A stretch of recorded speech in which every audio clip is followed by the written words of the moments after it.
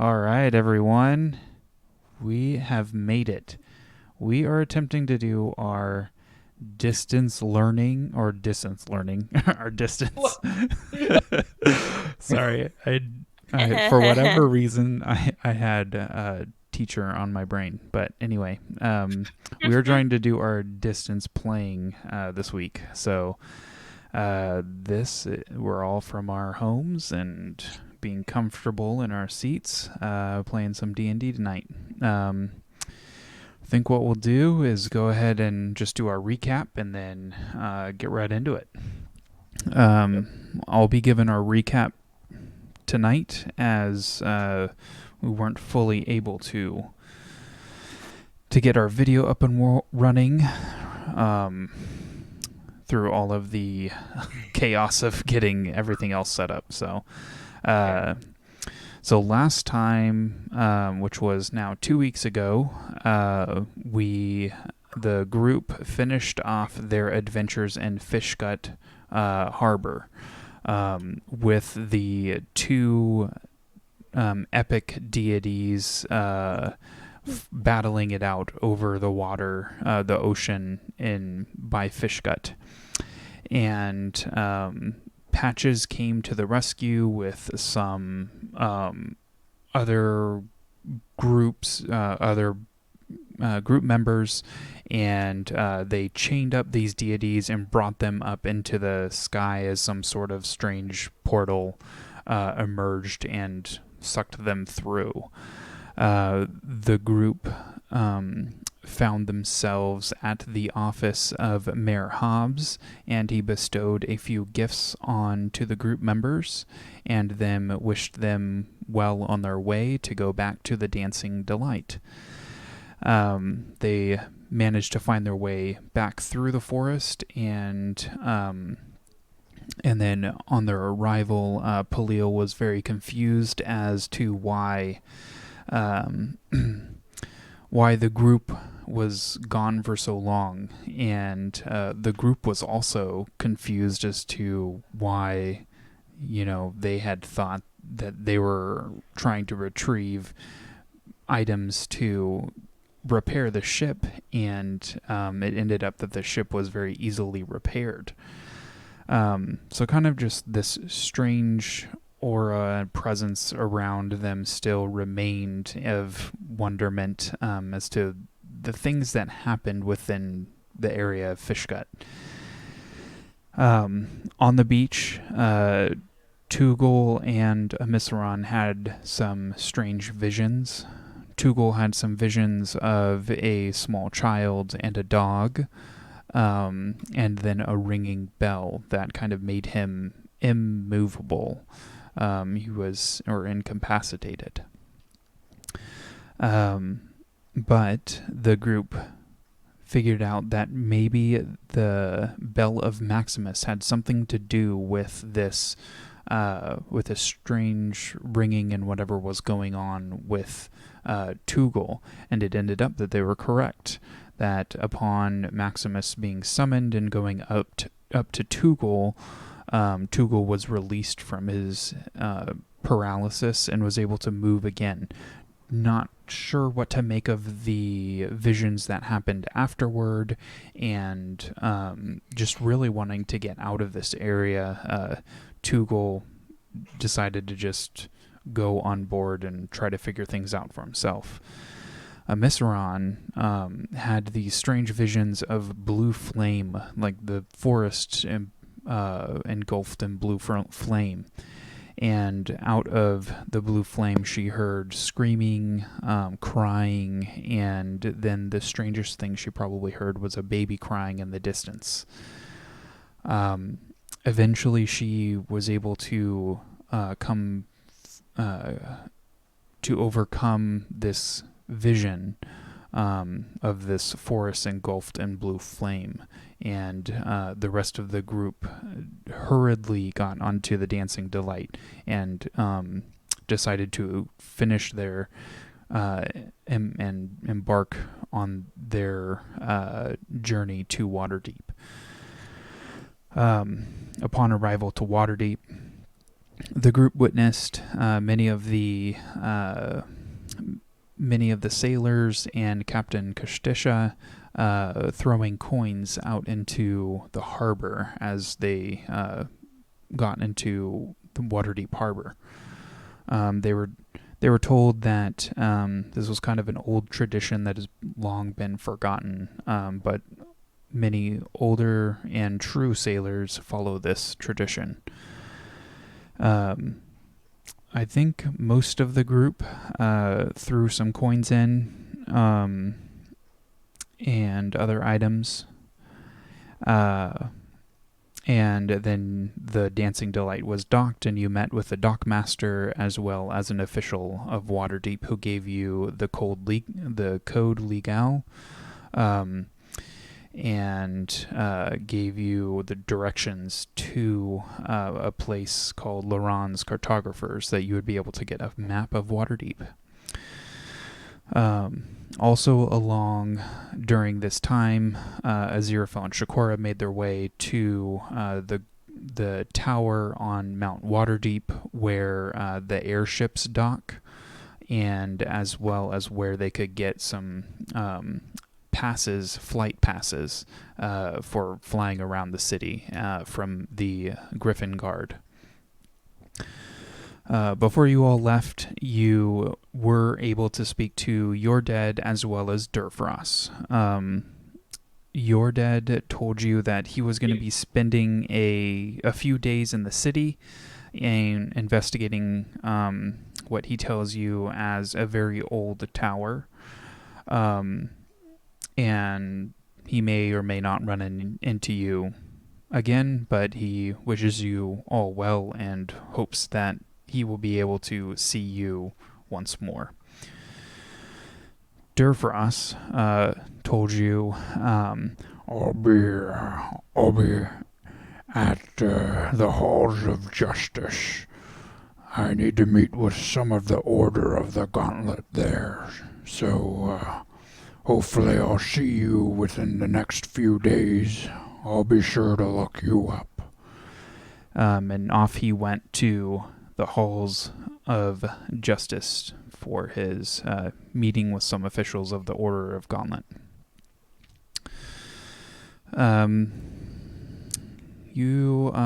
Let's see here. Go back down. You all made your way to the cartographers and got yourself a map, and then you made your way with the cart and Yorlin to the Yawning Portal. Upon entering the Yawning Portal, you all notice that this is a very large and a busy tavern. And the interesting thing that you noticed upon your arrival is that there is a ginormous well in the middle of this tavern that just seems to be dropping into darkness. People are hanging around it. People are kind of like jumping along the stones, and then there's this crane that goes over the middle of the well, and there's a rope that hangs all the way down the middle of the rope. And you can hear raucous laughter, you can hear talking, the smell of ale and baked food and smoking tobacco. And as you're making your way through, Aziraphale was bumped into by one rather large, muscular, bald male figure with a strange tattoo on his bald head of a dozen or more eyes, and tells you to just get out of the way. And then he's quickly followed by 4 other individuals. And as he's pushing you out of the way, he looks out towards another grayish-looking figure sitting down, and he yells at this person, "Ya pig, you like killing me mates, does ya?" And he quickly decks this person in the back of the head. And slowly this very large individual, a 7-foot tall female half-orc, sits up, turns around, cracks her head, cracks her knuckles, smiles, gives a large bellowous roar, and then just leaps on top of this tattooed figure and just starts punching him.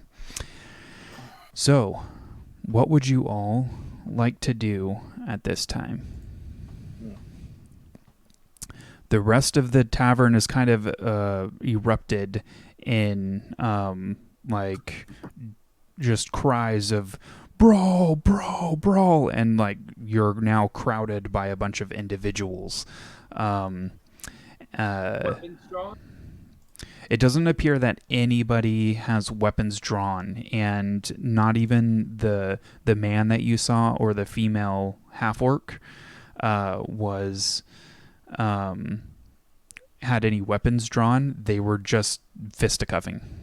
It was just fisticuffs.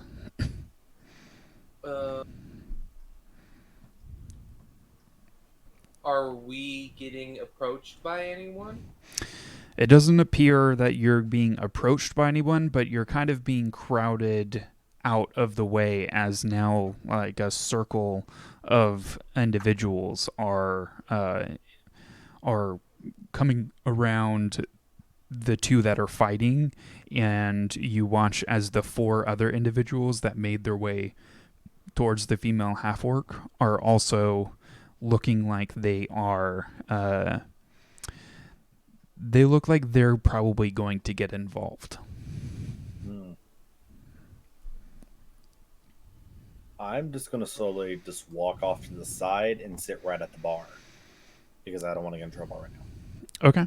All right. Well, all of you, since we're playing on Roll20, all of you have access to move your tokens around, so you can move them wherever you would like to. Sweet. I am Just going straight up right here. I'm going to grab Chakora, and we're going to slide over this way. Okay. All right. Wait. Yeah. Going over here.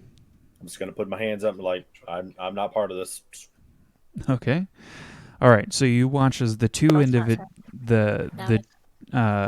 one kind of pale, bald figure has now kind of maneuvered himself into almost a pinning position on top of the female half-orc. And then as soon as that happens, the other 4 individuals rush in, and they just start kicking and punching her. There's a bunch of noise going on. You can hear people saying, "Fight! Get him back! Kick him in the knee!" You know, all this just ruckus going on, and the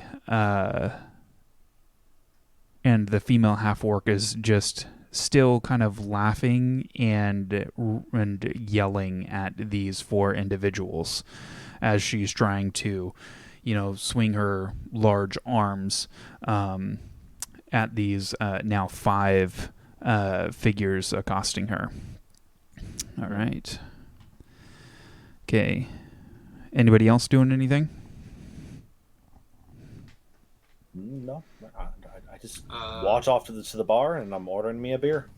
I'm just going to be scanning the crowd, seeing if just the activity, if there's anything beyond like the average just crowd chanting, anything happening in the midst of this, or... Okay. Go ahead and make a perception check for me. That's going to be 16 plus 8. That's going to be a 24. 24. Okay.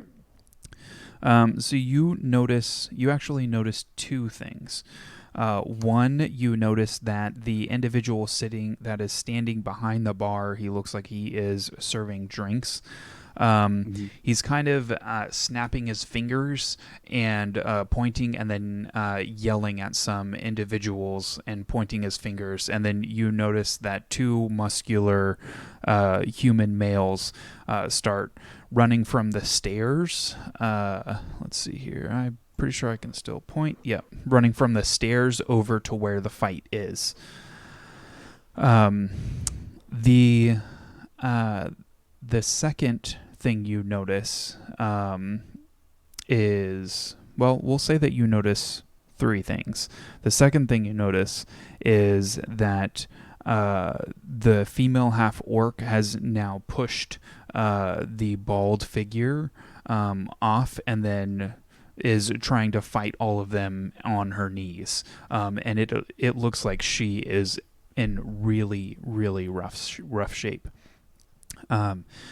There is a small... I'll look at Wungon and like point at her and like put my hands up like, do we want to? After the amount of rules I heard from the guy, I don't know if I want to jump into this, but what do you think? Should we help? I'll like hop off my stool and I'll crack my claws and I'll start walking past Wungon. Okay. All right. I didn't So want to get in trouble, but all right. okay, so you have to shove your way past a few individuals to get towards the center of the fight. All right. And as you are nearing the center of the fight, what are you doing, Aziraphale?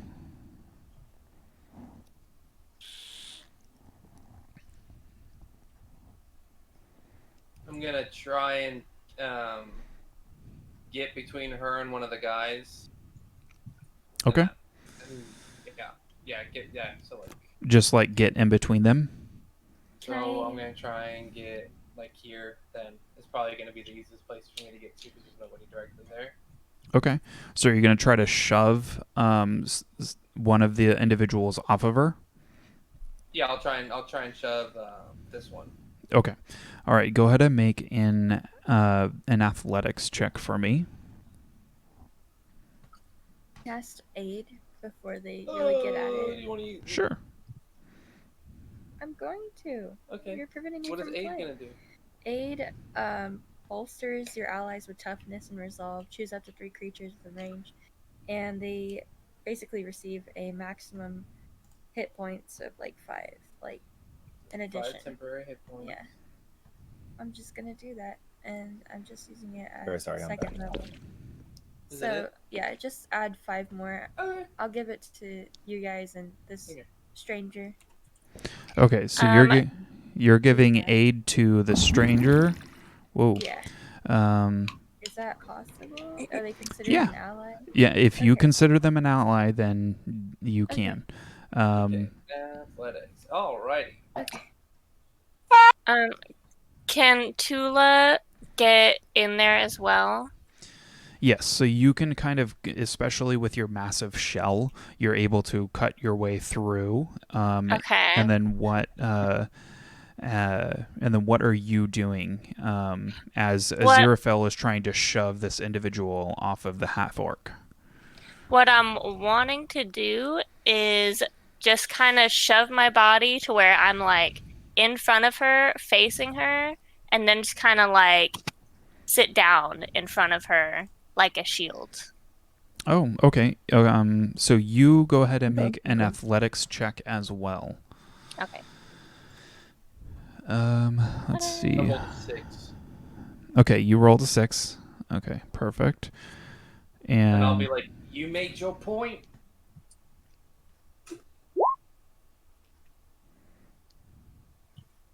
I rolled a 15. 15. Okay.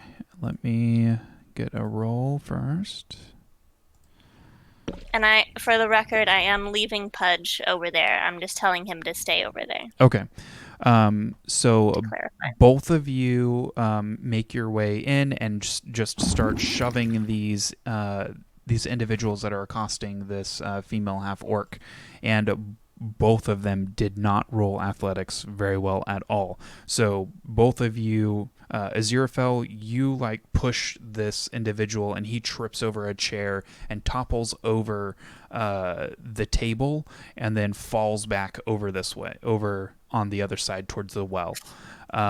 You manage to push this individual out over here, who ends up tripping over the other two fellows and landing on his butt, and now you are in between the other individuals. And I'll work my way towards this guy. Okay. And as you're doing that, Peliel, as you're scanning the room and noticing all of this, you've noticed one thing that doesn't look right. You were kind of had your eye on a little halfling that was on the top of the well. He was just kind of watching in eagerness and jumping up and down along this stone edge of the well. And then you took your eyes off of him for a moment to watch the other individuals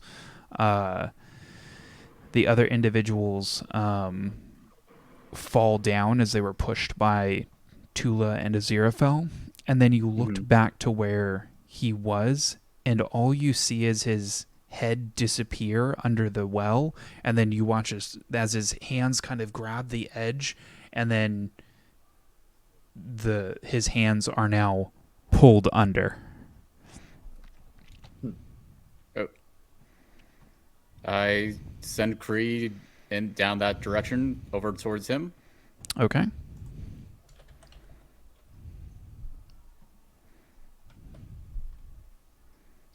Oops, hold Can on. I see through? Yeah. Hold on a second. Let me get you Kree. Hey. Okay. And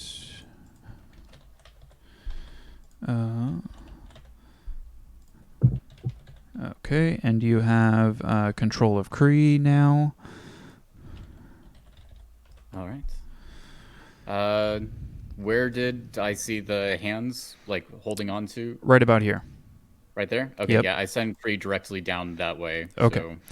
All right, so you send Kree off that way to look, and Aziraphale and Tulah, what are you doing as you have now kind of interfered in this this brawl that these individuals were having? I'm just kind of trying to block just to give her a break. Yeah, I'm gonna try and get in between her and this guy. Okay.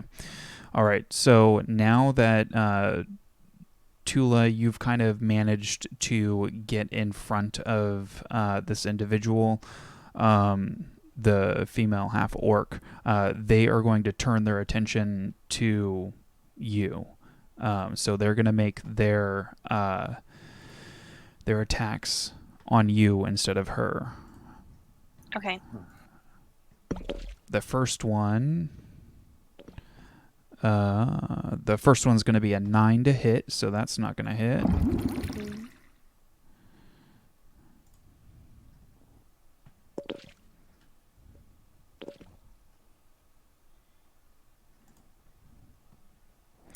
And the second one is going to be a 15 to hit. I don't think that hits either. Nope. Okay. One thing that I want to do, because it's probably coming through the feed, before I do anything else, is I want to turn off the sound of the dice rolling that I'm doing. But I don't know where that is in D&D Beyond.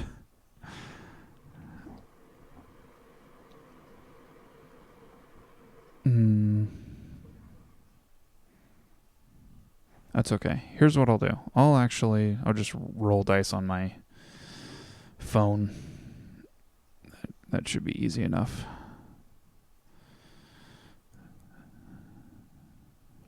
Okay. All right. And Aziraphale, Yep. the other individual that was kind of now holding the half-orc, he kind of shoves her a little bit, as you can now see that she has pretty much 2 black eyes, a bloodied nose. There's He looks pretty beat up too, but has been taking the brunt of this brawl from these 5 individuals. He's gonna take a swing at you, and that's gonna be a 15 to hit. Miss. Okay, so you kind of duck out of the way, and then as both of you are ducking punches now from these individuals, Kree has managed to get over to the side of the well, and as you are looking through Kree's eyes, Peliel, you see these 2 glowing yellow eyes, and then you see these very long limbs coming out, grasping the stone of the wall. And then as you are doing this, you hear a scream through Kree. You hear a scream through Kree that is coming from this, from over here. And instinctually, Kree looks up towards the sound of the scream. And you watch as a large green troll emerges from the edge of the well. And then right as... Do I notice it? Yeah, I'm immediately yelling out, troll! Yep. And now everybody on this side... Oops. Now everybody on that side of the room is yelling, "Troll!" You're yelling, "Troll!" And then now a bunch of people are yelling, "Trolls!" and so now it's just complete and utter chaos as people are trying to back away from the edge of the well. This one clambers out and just takes a patron wearing this blue tunic and this feather hat, and then just rips his arm off and then throws him down the well. Oh my god. You're getting gruesome now. Okay. Unsummon and summon Kree back beside me. Okay. You can move Kree. Okay. And then the other troll grabs another patron by the shoulder, and then just shoves that patron's neck into its mouth and just takes a big chomp out of it, and just blood spurts everywhere. And I would like all of you to roll initiative. Oh my. Okay. Damn. While we're rolling, I'm gonna go get my food because it's done in the oven. No. Oh. Wait. What? It rolled it twice. Okay, can we take the first one? Yeah, well, if we roll twice, I'll always take the first one. I got 22. I got natural 20 on mine. Okay. I'll be real fast, guys. Oh, we're rolling here. Yeah. Oh, are we rolling on Roll20 or in real life? If you can roll, then that'd be great. There you go.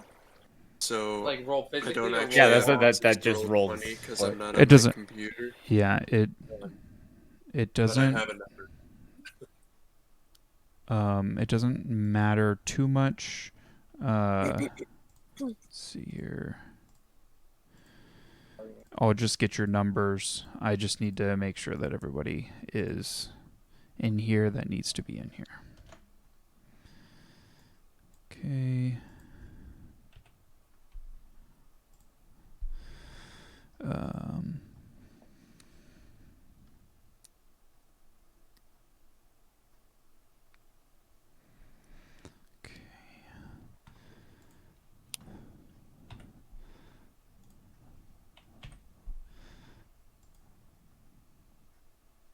Oh, man.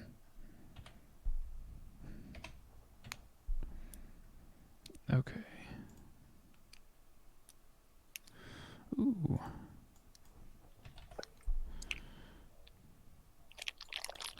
Okay. All right, so Aziraphale. Let's see here. What did Aziraphale get? 16. 16. Wungon 22. Omaceran 21. 21. Ooh, you guys rolled good. They rolled bad. Chakora.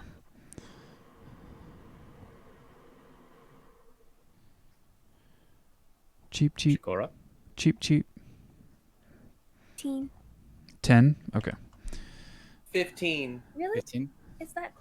Well, you get quieter the closer you get to the mic. You're supposed to just keep the volume the same. Okay, so Chakora, did you roll a 10 or a 15? 15. 15. Okay. Tugal. I got 20. Cool. Peliel. I got 5. 5. And Be proud of that 5. Mhm, I will. mhm. Hold it close. I rolled a 2, so it's a 5. Oh no! Shoot. I reset everything. Oh no. That was dumb. Oh, roll Oh, again. so we all roll again, right? No. No. No. No. I got a 1. Okay. Aziraphale, can 21? Is that what you got? 16. 16. I got a rock. Okay.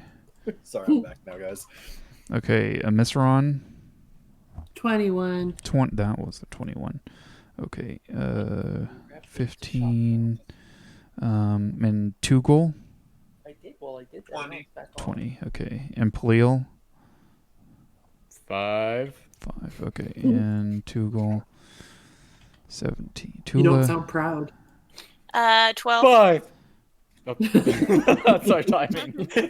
Bad timing. Okay. All right. So top of the round. Let's see here. Top of the round. The barkeeper. The barkeep ducks underneath the bar and then comes back wielding a great sword. And he's going to go 5, 10, 15, 20, 25, 30, 35, 40, 45, 50, 55, 60, pushing past patrons that are running towards the doors. And then he's going to start yelling, "Get out! Everyone get away! Get out!" And everyone that was now surrounding you has momentarily dispersed and is now attempting to get away from the well as far as possible. And some people are even running out towards the door.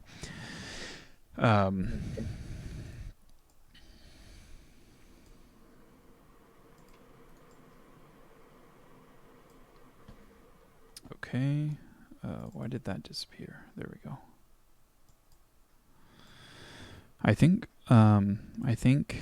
Roll20 did an update or something, Oh no. because I know I'm they did something with dynamic lighting, but I know you're uber focused, but you left the oven on. Okay, sorry.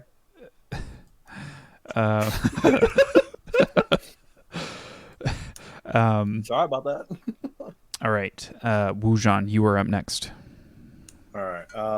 I noticed the big old massive green troll coming out of the well now, huh? Mm-hmm. Certainly hope so. Yeah, you just watched as an individual's arm just got torn off by this troll, and then it just threw it down the well behind him. All right. I'm gonna fish sipping my beer, turn around, take the talon sword out, Mm-hmm. and go walk right on over to him and attack him. All right. These five squares. Yes, these are 5 foot squares. push them back in. I can't go any further. We'll say they got outside. Still a little too far from me. Give me a Can second. insult his mother from that distance. You're not wrong. I think your sword's attached to a chain or something, maybe. I was trying to figure that. I was trying to find it on D&D Beyond. Give me a second. Is it an action? Yeah, as an action, I'm gonna attach the talon to the chain you're returning, Okay. and that's I can't really. Just in case, bonus action rage. All right. Yeah. Okay, bonus action raging. And you are in your furious rage. Omaceran, what'd you like to do? I am going to where the heck did it go? Oh, there. My crossbow. I'm gonna use that. Okay. Will a 14 hit? A 14 does not hit. Dang it. So the crossbow goes wide, and it embeds itself in one of the posts that are holding up the second story balcony. And so all of you would have noticed that this is a multi-story area, and the second story is actually composed of a balcony that is surrounding the well, with wooden banisters around it.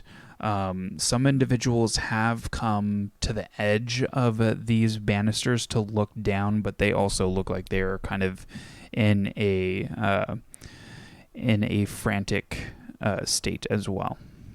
All right, Omaceran, anything else on your turn?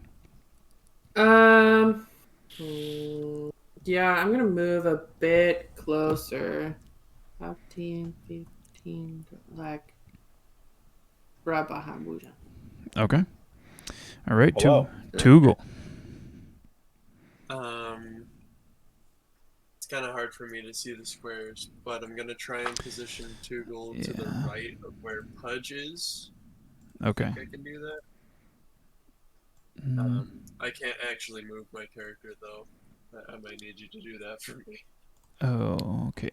Let's go ahead and make sure you are labeled as Tugal. Unless you're able to give me permission to move his character, yeah. and then If you give, he could move it on here. Oh, yes. Yeah. Okay, hold on. We I can didn't do really that. sort that out ahead of time. Yeah, I forgot that you guys were sharing. Okay. We did too. I can do that really quick. Let's see here.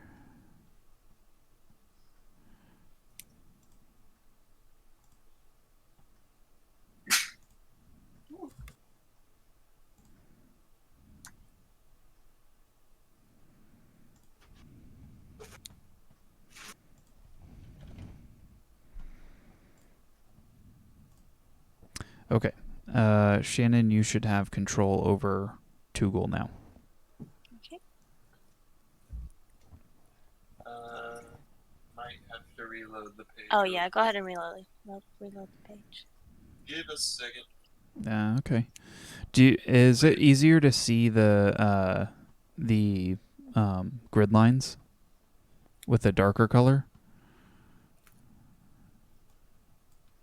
On my side, It yeah. kind of just matches with the wood pattern, so it's hard. It's hard. Okay. Let me try like a white and see if that helps. That helps. Okay. Yeah, it does help. Yeah. Okay. Let me just put the opacity all the way up then. All right. Hopefully that's a little bit better. Yeah, that helps. Yeah. Okay. So let's see. 5, 40, 45. Okay, I can easily do that. And then, I'm gonna do,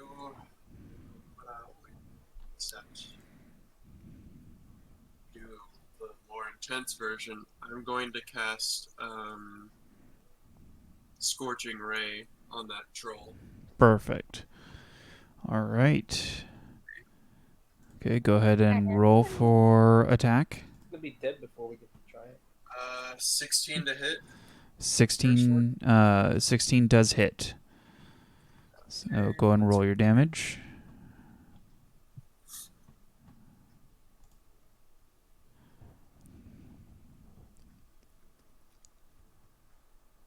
8. 8. All right. And let's see.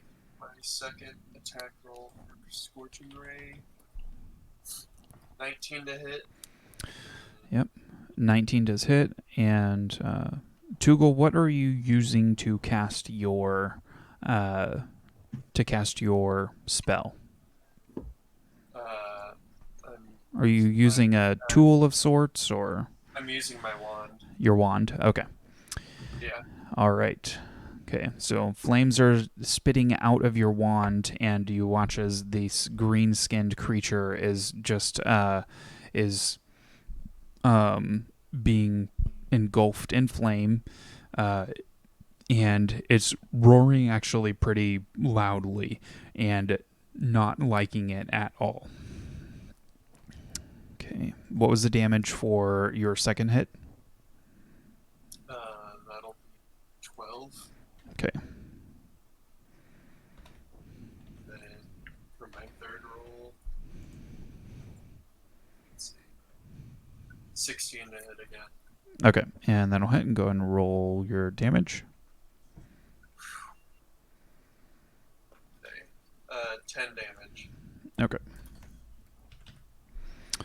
Alrighty.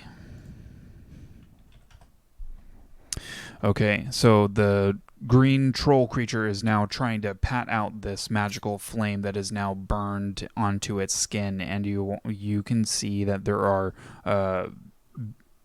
charred marks on its chest and its arms now. All right, Tugal, anything else? Nope, that ends my turn. Okay, and Tulah. How is the half-orc woman looking? Is she looking like she can get up on her own, or no?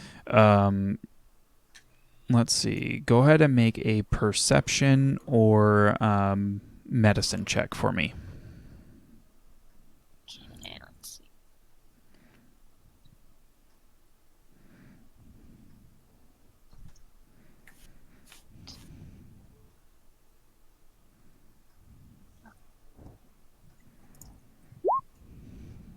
Okay. So you notice that she is really rough. It appears like none of her limbs or her legs are damaged enough to prevent her from getting up. It's mainly like in her face that has been being beaten on, and her face is pretty bloody.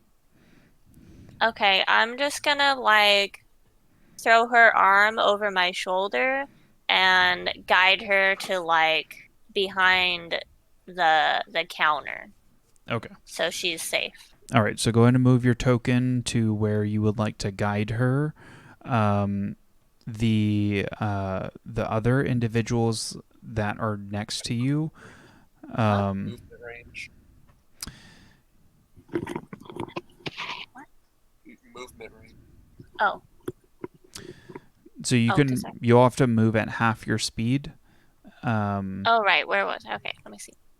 But if you wanted to take the action to dash, then you can get across. Are you attempting to throw her over the bar, or? No, I was attempting to just go around. Okay. But I wasn't thinking about the distance. So you'll have to go all the way past the barkeeper and then all the way around this way. Then I'll use my action to dash if I can get to there, I think. Okay, yeah, that'll be fine. And you are going to get 3 opportunity attacks as these other individuals are attempting to try to get their final kicks in, as you are trying to take her away. Okay. Dang, somebody doesn't have their priorities straight. Right? Nope. I assume they did, but I don't know why. Two giant trolls appeared behind you. I keep beating them up. Yeah. Still gonna kick the lady. Okay, so the first one is a 21 to hit. Yeah, that one will hit. Okay, and that's going to be 4 points of bludgeoning damage. The second one's going to be a 14 to hit, so that won't hit. And the third one is going to be a 20. 23 to hit. Yes. And that's Okay. going to be 6 points of bludgeoning damage. Okay. All right. And that last punch seemed to come from the bald individual, and he yells at you, "Hey, bring her back over here. I'm not done with her." I'm not going to say anything back to him. Okay. He just kind of But snarls. get that guy. He just kind of snarls as you're dragging her away. She looks up at you, and you can see like there's a moment where she was fighting you, and she kind of mumbles at you, I'm not done with him. I could still take him." But then as you're dragging her away, she kind of looks at you a little bit relieved because she's fairly beaten. But you can tell that she's appreciative of you moving her out of harm's way. All right. Aziraphale. Seeing her be taken to safety, I will reach back and draw Frost Vein in front of the bald man, and I will stare him down and say, "Do not make me come back for you." And then I'm gonna bonus action Zephyr Strike. Mm-hmm. And is it high enough for me to fly at the troll? Yes. So the balcony is a little bit farther away from the opening of the well. It's about, I'd say, probably like 5, 10, 15, 20, 25 feet radius around the well. So you can fly and then come back onto the troll. Perfect. I'm gonna fly at the troll. Okay. Bonus action Zephyr Strike. Mm-hmm. And I'm gonna use my first attack at advantage with Frost Vein two-handed. Okay. Oh, thank goodness. That's a 24, and the other one was a natural 1. So Okay. it was worth it. So that's gonna be a D8 for the sword, a D8 of force damage, and then Frost Vein gives me to do attack they have advantage on. I get a D6 of cold damage, and I'm gonna use its charge. It's one charge to make the monster make a DC 12 Constitution saving throw. Okay. All right.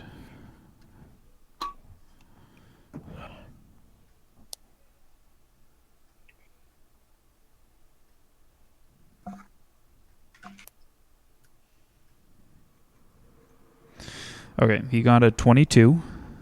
That's fine. So he'll still take half damage. Yep. Then. Good. So that is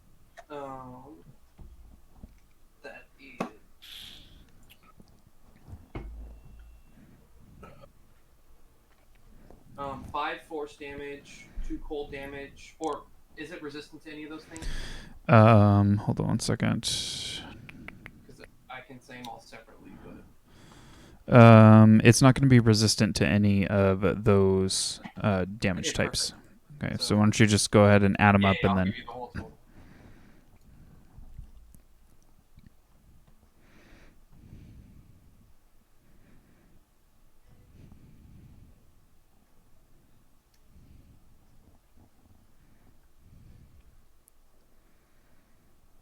$23 points of damage, and I have the cold damage. Okay, 23. Woo, boy. Then the next attack's just gonna be normal. Okay. All right. And then after you make this attack, I'm going to have you make an intimidation check for your interaction with the bald figure. That's gonna be a 25 to hit. 25 does hit. Go ahead and roll your damage. That's gonna be another 8 points of piercing damage. Okay. And I will fly. I don't know how much more movement I have, but I'm gonna fly back down next to Wungon. Okay. 10, 15, 20, 25, 30. You have 20 feet of movement left. So I think so I'm good. I'm just gonna land next to him like this. There you go. And go ahead and roll your intimidation check for your... Speed is a +0. So So that's straight 10. Okay. All right. He kind of gives you a little bit of a smirk as you were passing by him. And you can kind of take it that he didn't really care what you had to say. Fine, he can die like everyone else. All right. And Chakora. Alright, I got my Wand of Magic Missile out, and I'm going to use it at a 4th level, which allows me to basically 3 darts of 1d4. But first I have to roll to see if it even hits it. Nope, those are automatic hits, so go ahead and roll damage. Never mind, that's awesome. Magic missiles are always hit. So good. So I'm going to go ahead and get closer, just in case. You don't even have to. I know, but I just want to get in the scene. Oh, I jumped out. Okay, well, it's 3. Everyone join Wujin right here. What'd I get? You got 5. Altogether? Mm-hmm. Okay, that's You got 2 ones. Well, I got 5. Altogether.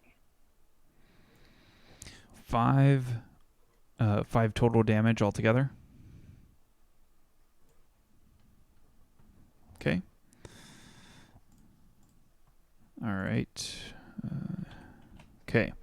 And this creature is looking pretty bad. He's just been blasted with fire, cut up with a sword, and blasted with a cold blast, and then now blasted with these force missiles. He's looking pretty rough. Okay. Sounds like an average Monday. All right. Chakora, anything else on your turn? I'm just gonna move right here and call it good. Okay.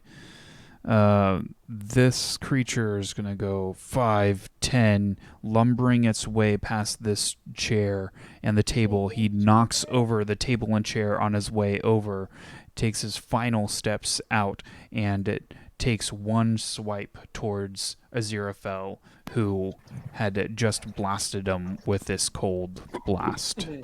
Yo, that seems fair. Somebody's angry. He's Okay. close to me.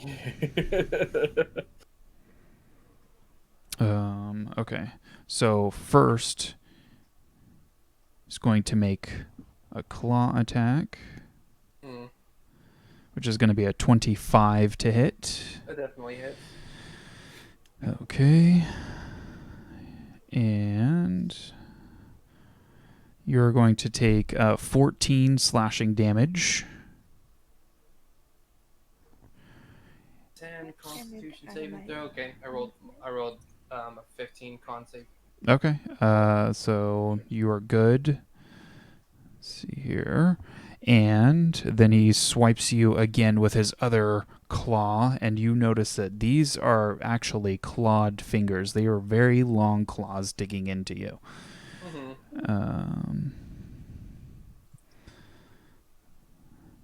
That's going to be a 24 to hit. Yeah, that hits.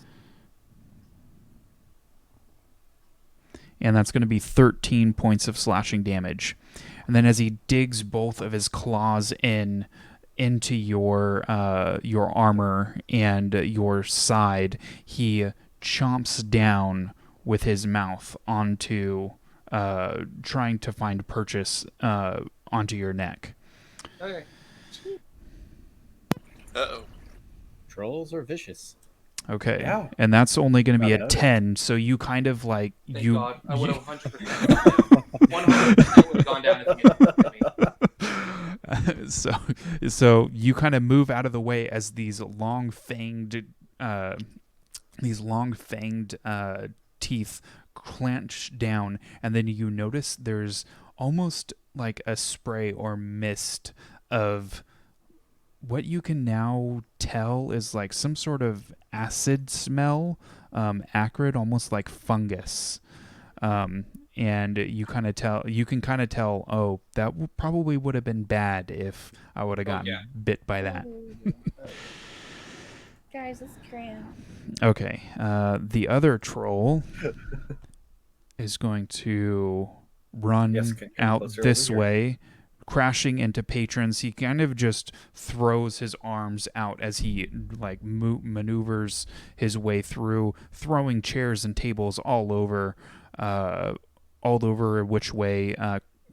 He even knocks one other individual down the well as he slaps the individual down into the darkness, and you hear a My leg. Yes. My leg. I didn't pay my insurance. I don't make enough money for the deductible. and that troll gets about that far. Real. Oh, thank goodness. Aziraphale's like, All right. The bald-headed figure is gonna run up this way, kind of scoffing a little bit at Aziraphale, and you all can. Well, let's see here. Wungon and Omaceran, you can hear a slight chuckle as you see the bald individual look past, and he's seeing that Aziraphale is being assailed by the troll. He's going to run up to the barkeep, and the barkeep now has his sword positioned in front of him. And then the barkeep begins to yell, "Krentz, get out now!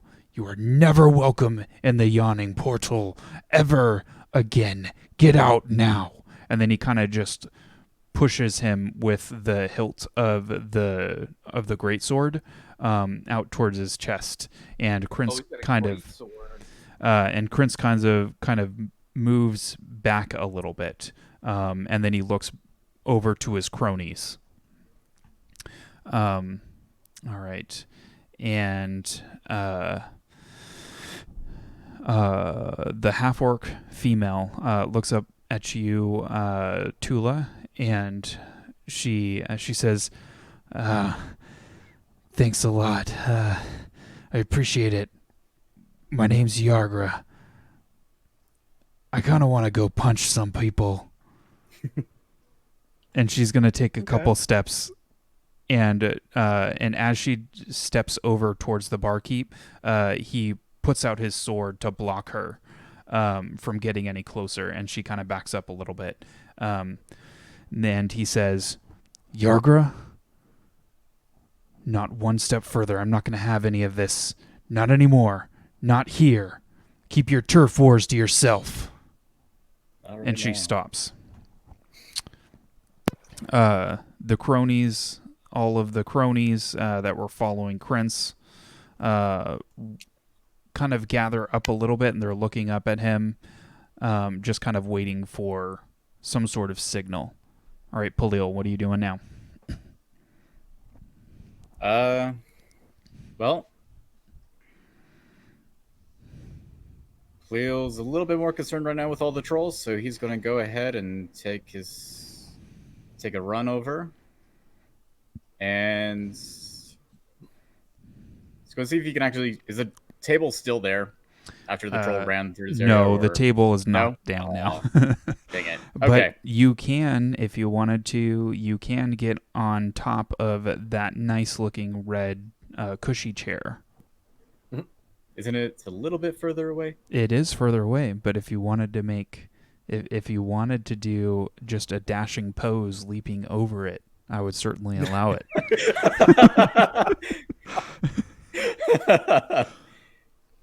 So, wait, you're saying you're allowing me to take a dash leap over the... No, I'm just saying that you can strike a hero pose as you run up onto the cushioned seat and then leap over it towards the troll. Oh yeah. And as I'm leaping up, I am summoning Nightbringer. Oh, okay. And then as you summon Nightbringer, you hear the whisper in your head. "We will bring it death. Death will become all of our enemies." Yeah, sure. Yes. Nice. Yes. yeah, sure thing, sword. Yeah. Nerd.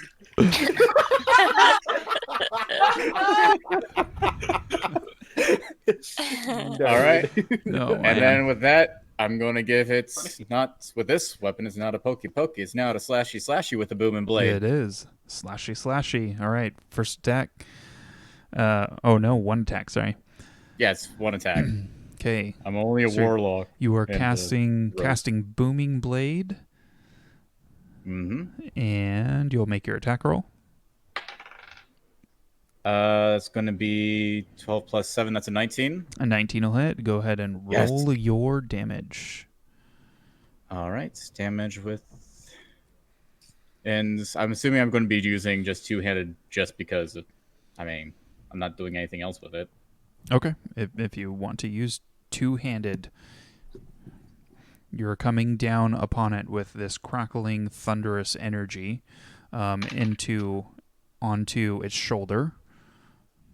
7 plus 4. Oh, wait. Do I get advantage because of Wujin on the other side?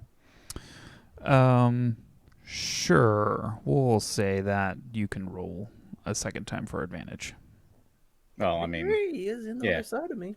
Just in case. No. Okay.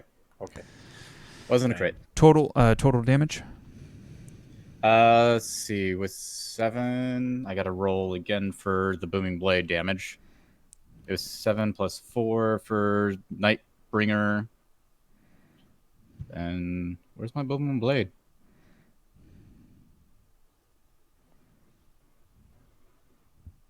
Why is it not giving me my damage? Oh, it's 1d8. It's been so long since I played Peliel.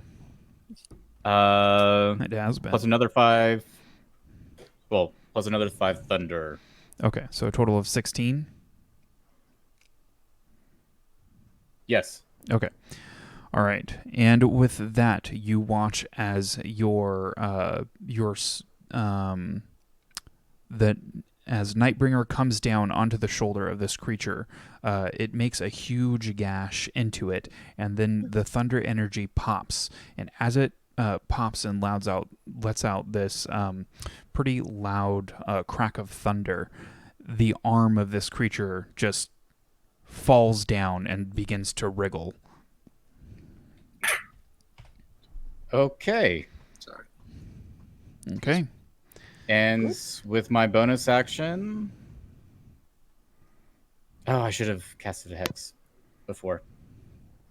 Oh well. You know what? No, I'm going to save my bonus action. No. I'll leave it there. All right. Okay, top of the round. The barkeep takes a couple steps closer and then just points with his greatsword towards the door. And Krintz kind of gives a nod at his cronies and then looks like he's about to turn away from the barkeep as well as Yargra. All right, Wungon, what would you like to do? This guy's looking pretty bad now, huh? He is pretty bad. Okay. I'm going to attack with my Talon. Okay. 24 to hit? 24 does hit, and you are doing two-handed, I assume? Yeah. Okay. We'll do that. All right. And choose the fate of this creature. I'm gonna stab it straight in the stomach and slice right on up and just let all the guts pour right out. Okay. So as you are slicing up into the rib cage and stomach cavity, you watch as this greenish and blackish ichor begins to pour out of the wound. The creature makes a large bellows and then falls onto the ground face up, and you do notice that the although the troll creature has stopped moving, the arm that was just sliced off of it is continuing to wriggle. All right, what would you like to do? So I noticed the arm. I'm gonna stab it right into the arm to make sure it's like dead. Okay. All right, go ahead and make your second attack roll. 27. Hit. Yeah. 10 slashing damage. You just slice this arm in half, and then there's just a thin spray of ichor on the ground as there are two halves of this arm sliced very cleanly through the bone, and the two halves of the arms stop wriggling. Okay. I'm going to use my 30 movement speed to get closer to this guy. Okay. 5, 10, 15, 20, 25, 30. And that will end my turn. Okie dokie. Omaceran. Okay. I am going to stand on top of this table and shoot at the big troll far away. Okay. All right, go to make your shot. Crossbow. 14. Another 14. 14 does not hit as it kind of pings to a. It gets shot directly into the table next to it, and then the shaft of the bolt digs into the wooden table. All right. Okay, Omaceran's just gonna be all like, "Today is not my day." Oh no. And then she just keeps standing on the table. Usually when you stand on a table, it's a happy moment, but you've kind of lost a little bit of the way that you usually feel playing music on tables. All right. She doesn't feel the same anymore. All right, Tugal. Okay. Gonna use 30 I can. Right about here. If there was a way to, like, if when he wants to talk, she mutes her mic, he activates his, so they can get a really, really good audio. Because as soon as you step forward away from her... As soon as this is over, I can set that up real quick, actually. Yeah. She has a mute on her microphone. Okay. Yeah. I technically do, too. Okay. But I muted myself on Discord, and I have to get up to do that, so... Yeah, okay. I'll do that after this. Cool. All right, Tugal. And then I'm gonna cast Scorching Ray again on the other troll this time. All right. Okay. First attack. Alrighty, let's see. Ooh, nat 20. All right. So I'm actually going to change the way that we do crits. I am actually preferring to do this way so that a crit actually feels like more of an accomplishment. So instead of doubling the dice that you roll like we have been doing and what is recommended in the player's handbook, what we're going to do is we're going to take the max possible damage for that roll and then add the dice that you need to roll for it. That's really cool. Okay. Really nice. Wow. Yeah, Well, because I mean... So when you're rolling a 1, you're not just getting a 2. Exactly. Yeah. Yeah, I agree with that. That makes it much more exciting. What he's not telling you is how much that's gonna hurt when the enemy does it to us. But... That is true. Oh. That is true. Yeah, no, I just noticed that. Okay, I'm fine. I'm still fine. But What- let's forget that part. Here's the good part about this is that I have Arcane Firearm, which adds a plus D8 to my damage. So 1 round of Scorching Ray is 2d6. plus the D8. So I rolled a 13. And then 12 plus. So that's a 28 total. Okay, 28 total. All right. And that's just the first hit. Okay. Okay.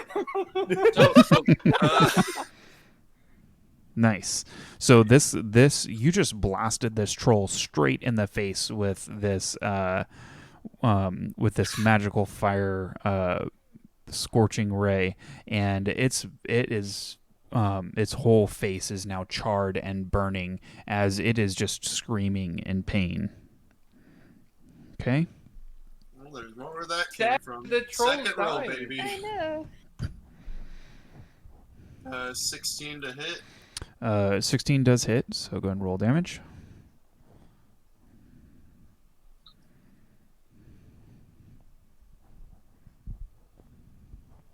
Okay, and that is a 9 plus 2, so 11 damage. Okay.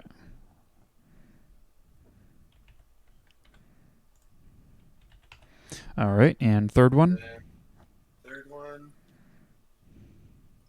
20, but not nat 20. Okay, and go ahead and roll damage. 5 plus 6, so 11 damage. Okay. And that arcane firearm is, are you rolling for damage for that? Yeah, because it doesn't automatically account for that in D&D Beyond. I'm using the app on my phone. Okay. And let me just make sure that that's not per round and instead of per attack. Is it per round or per attack? It should be per attack. Let me double check on. Okay. So it seems like it's a little bit overpowered per attack or per damage. When you cast an artificer spell through the firearm, roll a d8 and you gain a bonus to one of the spell damages rolls. Okay. Okay. Yeah, so it was just one of the spell damage. Okay. All right. So we'll definitely account for that in the crit damage as well. Okay. Okay. All right. Perfect.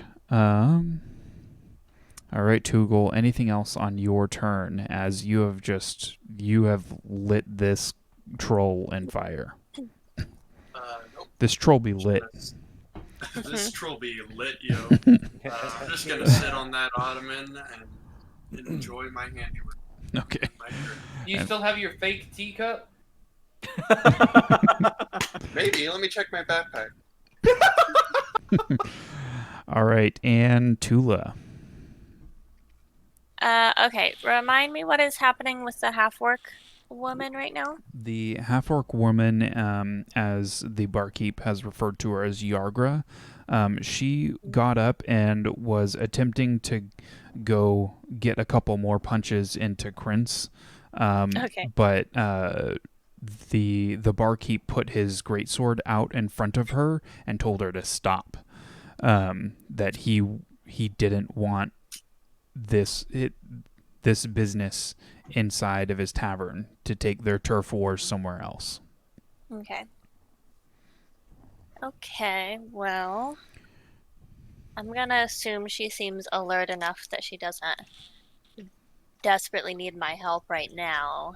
And I'm gonna turn my attention, well, I think he's too far away. Let me see.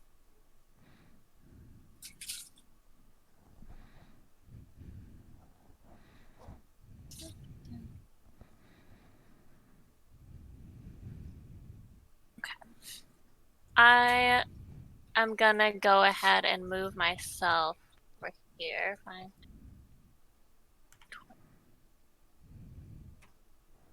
30. Okay. And I'm gonna throw my trident at the troll nearest to me. Okay. I think that has to be at disadvantage because he's 50 feet Okay. away. Okay. So I think the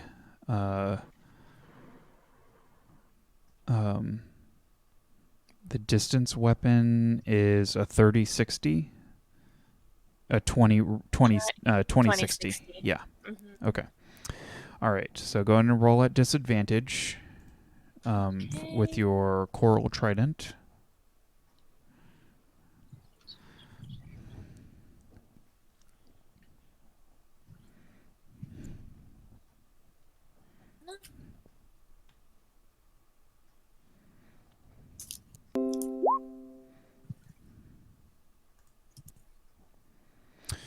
Okay, so we'll take a 13, and the 13 misses.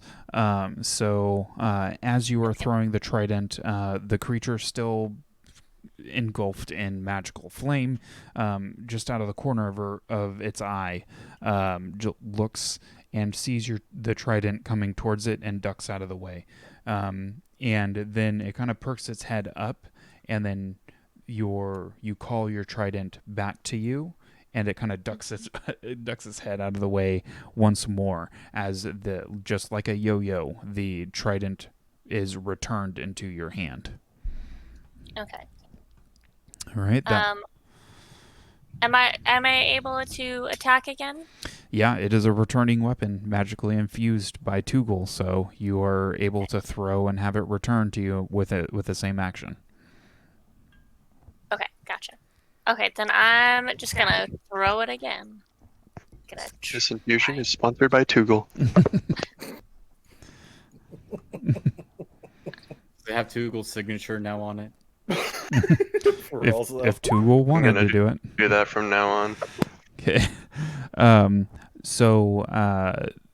That's a crit or a crit failure, right? Yeah. Yes. Okay. So Wungon, I would like you to make a dexterity saving throw for me, please.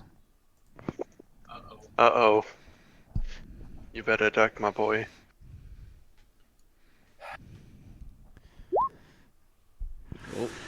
Not high enough. Wungon, you just get you feel 3 prongs dig into the back, your bare back, and then it gets ripped out. You're gonna take you're raging, so you're gonna take 3 points of piercing damage. But Tulah, you really miscalculated your throw on this one.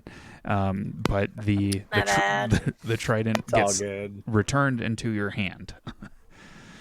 It was half. That means it would only be like 6 points if I wasn't raging. Oh, okay, that's super bad for my character. All right. Let's see here.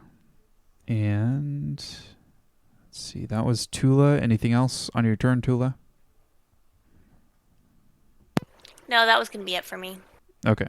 And Aziraphale. Aziraphale is going to tanky actions. I think I have to be within 30 feet. Okay, perfect. So I will move 5, 10, 15, 30. Okay, so that's perfect. That's 30 feet away. So he's going to bonus action Planar Warrior and take 2 arrow shots. Okay. Alright, first shot is a 24 to hit. A 24 will hit. Go ahead and roll your damage. And that's going to do 2d8 of force damage.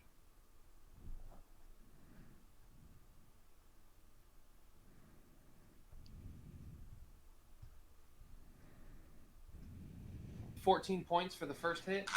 Okay. Second hit is a natural 20. Ooh, nice. Okay. So that's gonna be so for a weapon attack, am I gonna do a full D8 plus 6 is 14, and then I'm just gonna roll a straight D8 for the extra D8, right? Yeah, it's gonna be so for a weapon attack, it'll be your full damage dice. So it'll be 8 plus whatever you roll on the D8. Oh, max damage. Oh, so 16? 16 plus 6 would be 22. 22. All right. You kind of pierce the creature's eyeball, and you notice that there is where the eye socket was is now this just concave black. As your arrow has kind of turned into this mystical force and disappears, leaving this black, gooey mess of an eyeball. Would I have about 15 feet to fly up? I think So, up. Straight up, you're going to be at the balcony of the second story, or where the banister is of the second story. So I'll go about 15 feet up as long as I'm above the troll. All right, there you go. Perfect, and then I put it in roll 20, so it's... Okay. All right, and Chakora. All right, I've been waiting for this one. I'm excited. All right, so I'm just deciding Sacred Flame. Yeah. All right. I'm gonna go ahead and cast my cantrip Sacred Flame. Okay. Upon the creature. Right there. Okay, so it's going to need to make a dexterity saving throw. Okay. It makes the save, and then it'll let you. Gotcha. You have a D8 ready? I do. I have a D8 ready. Just throw it. Okay, let's see. Dex, there you are. That is going to be an 18 off the dex save. Oh, okay. It says, yeah, they went over it because mine was 16. Okay. All right, do they take, I don't think they take any damage off of the... It's just kind of like okay. bounces stuff. Okay. However, can I do a bonus action, though? Absolutely. To cast, I've been wanting to do this, Sanctuary on myself. Sanctuary on yourself. Perfect. Yeah. Cool. All right. It's like a little bubble. Okay. The troll dodges out of these radiant, kind of lilac-looking lavender flames that are descending upon it, and it quickly maneuvers itself away from the blast of radiant energy. Okay. And in a final whirlwind of fury, the troll is going to rush up to you, Wungon. Indeed, it is going to make its first attack on you. As one claw comes down, that's going to be a 17 to hit. That's my hit points. Okay. That's my AC. Okay. You're going to take 12 reduced to 6 points of slashing damage. Okay. The second arm crushes down into your shoulder. That's going to be a 10, so you maneuver yourself out as it comes crashing down into the table beside you. And then with one good swipe on you, it's going to try to chomp down with its toothy fangs as you notice kind of this mist of green emitting from its mouth. And that's going to be a 20 to hit. Yep. Okay, and you're going to take 7 reduced to 3, 3 piercing damage, and I need you to make a Constitution saving throw for me, please.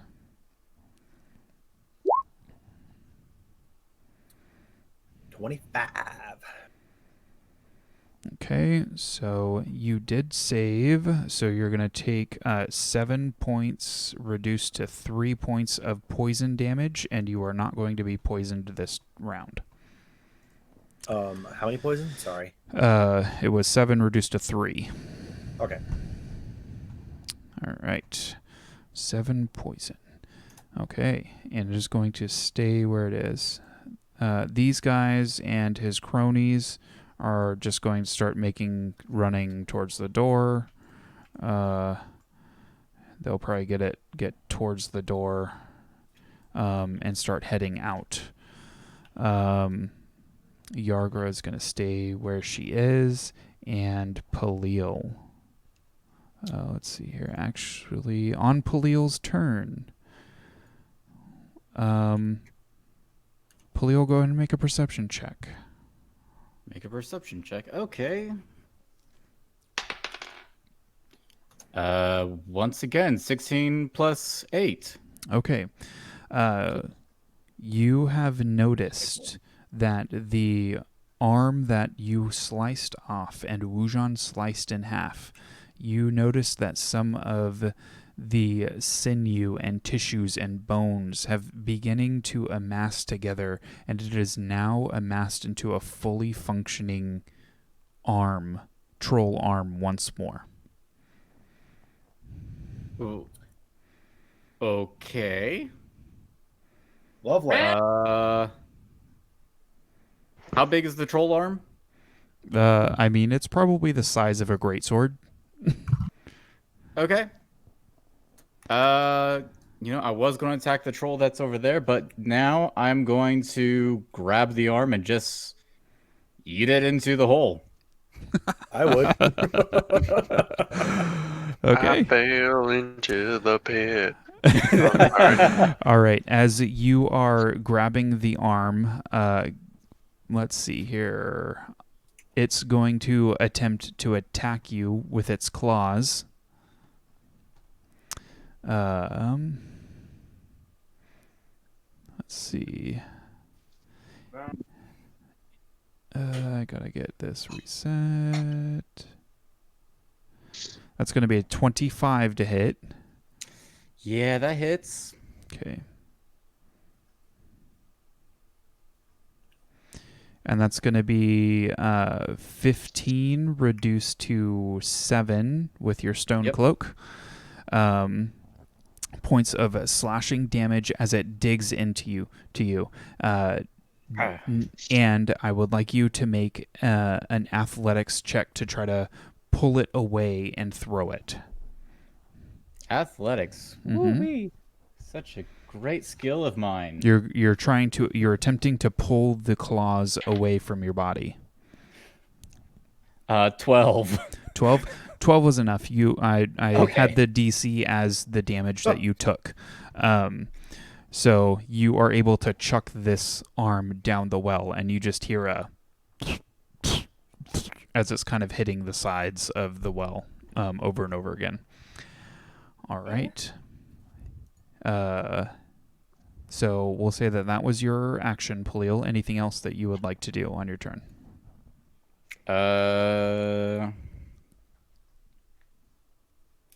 You know what? I'm going to use the mask and summon spiritual weapon.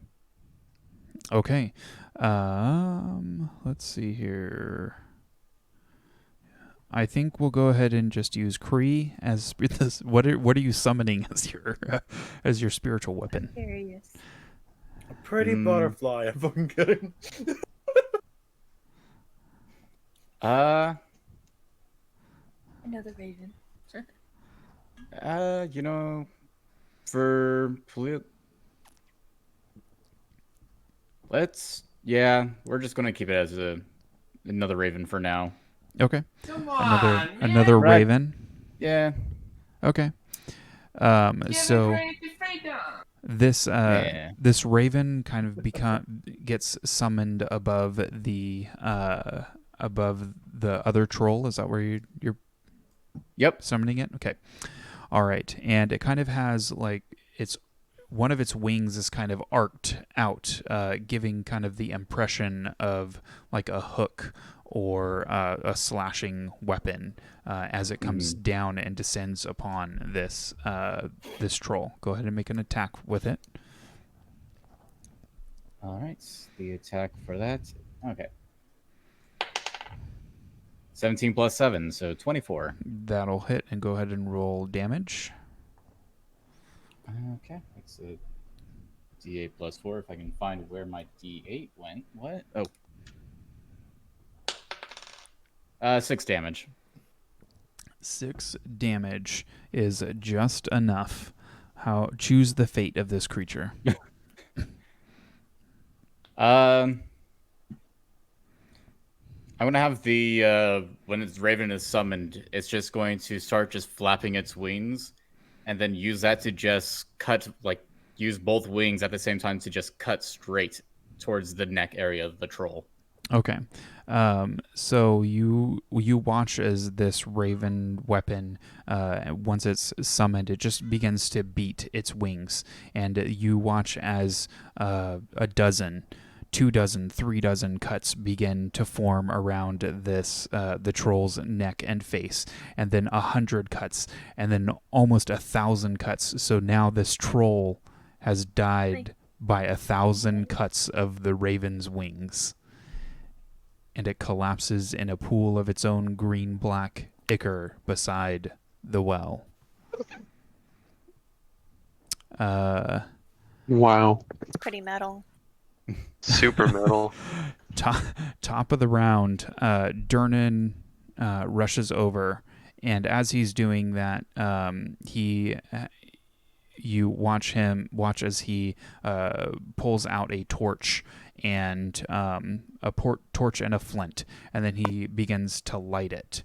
And as he's running out towards this troll, he says, "You need to defeat it by fire," and he just jams the torch into the chest of the troll that was already cut. Omaceran, Tugal, and Peliel, you can now see that where the wounds were that had happened on the troll were beginning to heal up. And as soon as the flame touches it, the flame chars all of the begins to char the body, and the eyes of this creature get lit for a few seconds, and it just goes and falls down as its lit yellow eyes fade into black nothingness. The barkeep looks up at all of you and says, "Well, a mighty thanks to all of you. Quite something to walk into. First we have a fight, and then we have a bigger fight with trolls. Not a common occurrence here in the Yawning Portal, but every once in a while we get some creatures from Undermountain traveling. Yeah, I gotta say that that escalated from 0 to 1,000 pretty quickly there. As does the like life 2 seconds. of adventurers. No kidding. Mm-hmm. Well, welcome to the Yawning Portal. How can I help you? You have anything good on tap? Please. Oh my gosh. A good beer sounds really good right now. Good Yes. beer sounds good. Yes, I could certainly get you all some ale. My name is Durnan. I'm the barkeep here, owner and proprietor of the Yawning Portal. And if you want to, you can take a seat with wherever you can find a seat now. I imagine the tables here won't stay empty for long. And then he kind of snaps his fingers and then points over to the bodies of the trolls, and 2 of these burly male figures come up and to the trolls and begin to drag them towards the edge of the well. Begin Do the to tip trolls have them anything over. on their bodies? If you would like to make a quick investigation check, you may do so. Same. Oh, okay. 20. Okay. 17.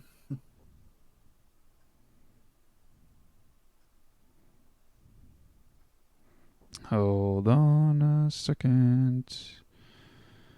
I have something.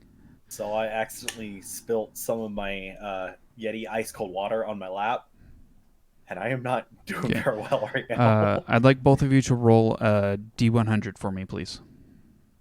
Oh, okay.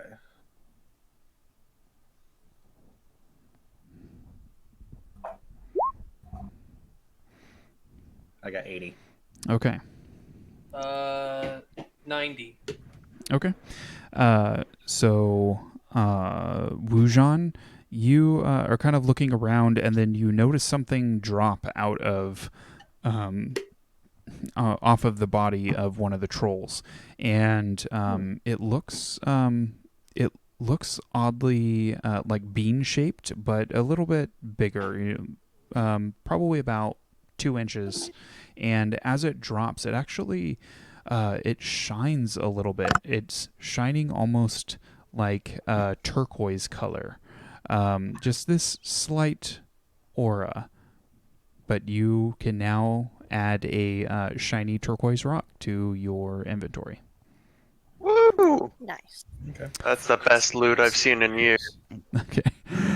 And Aziraphale, you're kind of looking around the body of one of the other troll, and you notice that attached to the back along its belt, where its loincloth was, is actually a pretty nice wooden and metal torch that has a place where you can put your tinder and flint and everything to get it lit. But it looks like just like a torch. I don't know what you call the handle, but it's a handle. Like a reusable torch? Yeah, it's like something that doesn't, like, you could put stuff into it. The troll had a reusable torch of fire yeah. that would kill it.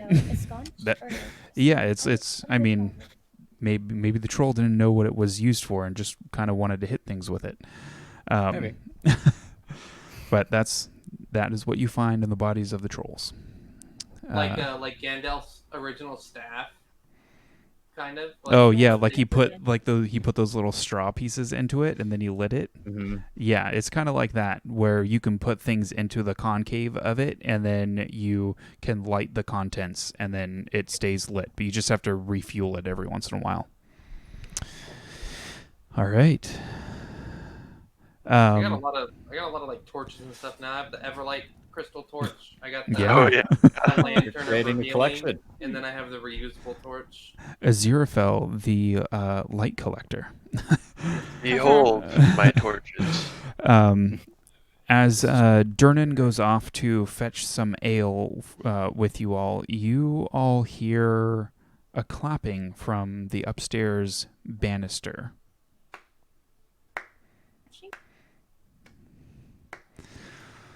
Is you guys still up there? We look. I mean, That we're around.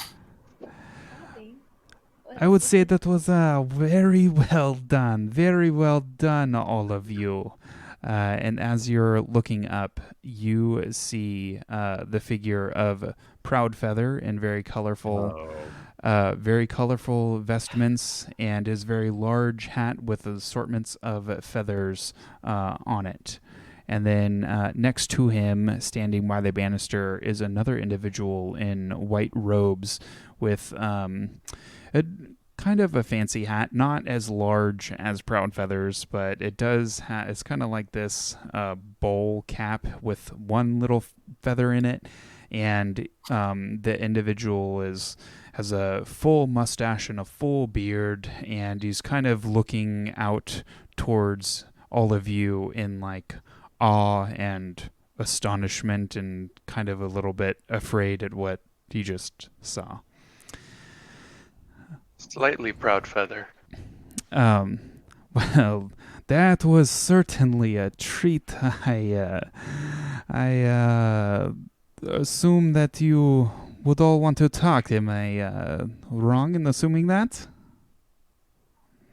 Well, that's what we've got. Yep. That's why we're here. Well, come up the stairs. I have a private room where you can actually talk to me. All right. Wow.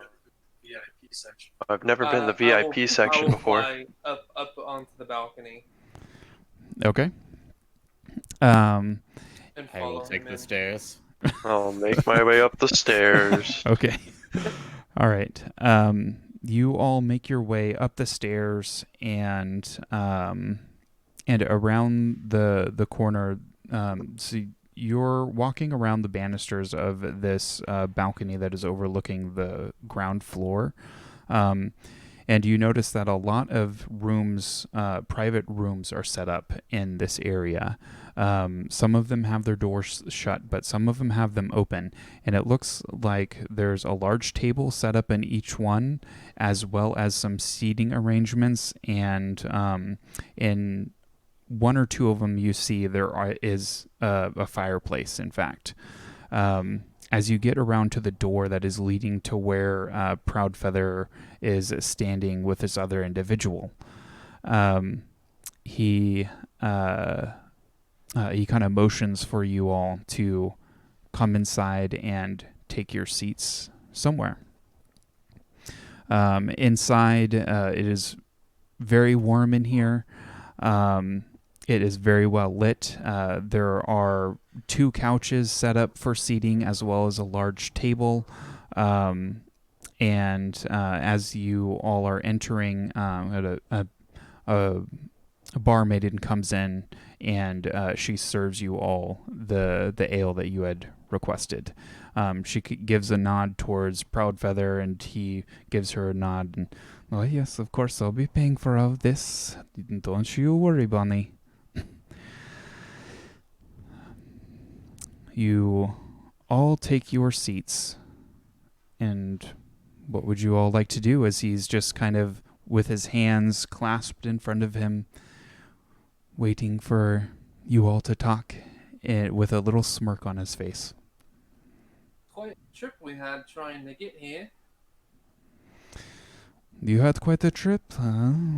Well, I had quite a trip too. I had to take the road less traveled.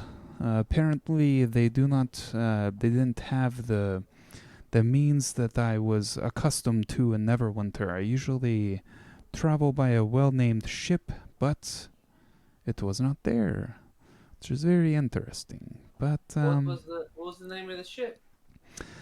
The name of the ship is called the Angel's Kiss.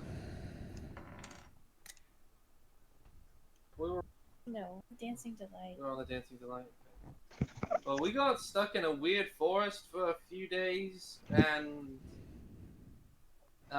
fought a giant 100-foot lighthouse What? and a giant 100-foot sea monster. What? Oh, that sounds like a story. Volo, can you believe this? They fought some sort of gargantuan creatures. When did you do all this? Well, hunting. Aziraphale takes his claws and hunting. Okay. Let's just say we've been through hell. Give me more details later. Yeah. Maybe. I think that's enough for now. But we're here now. And do you have the prisoner? We sure do. Wait, what? We do? Yes, we do. We sure do. Where's the prisoner? It'd be in the cart. I mean, He's in the car. Cart. yeah. The cart. I'll kind of send Kree to. Well, I'll use Kree to look through him and fly to the cart. Okay. Kree manages to find an open door. The front door just opens eventually as someone comes in, and he's able to slip through to go find the cart that you have left tied out with the horses. And you're... Oh, right, that one. Uh, Oh, is that what we had Durfrost? Oh yeah.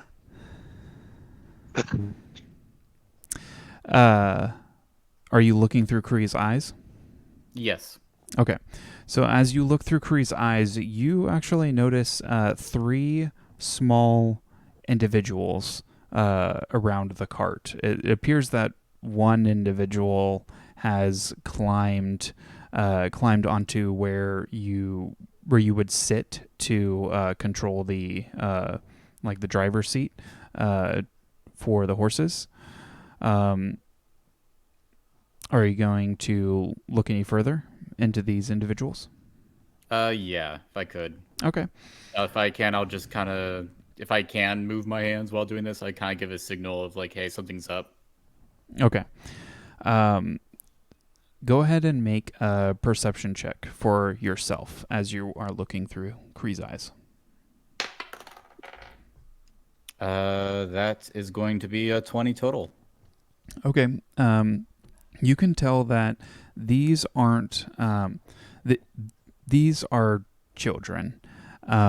They're one of them appears to be a kind of a dark brownish skinned tiefling with little horns that are peeking out under this makeshift hood that it's made for itself. And then another and this small child tiefling is the one that is up on the driver's seat, kind of looking out, kind of looking more proud with his hands on his shoulders, looking out at the rest of the people that are passing by.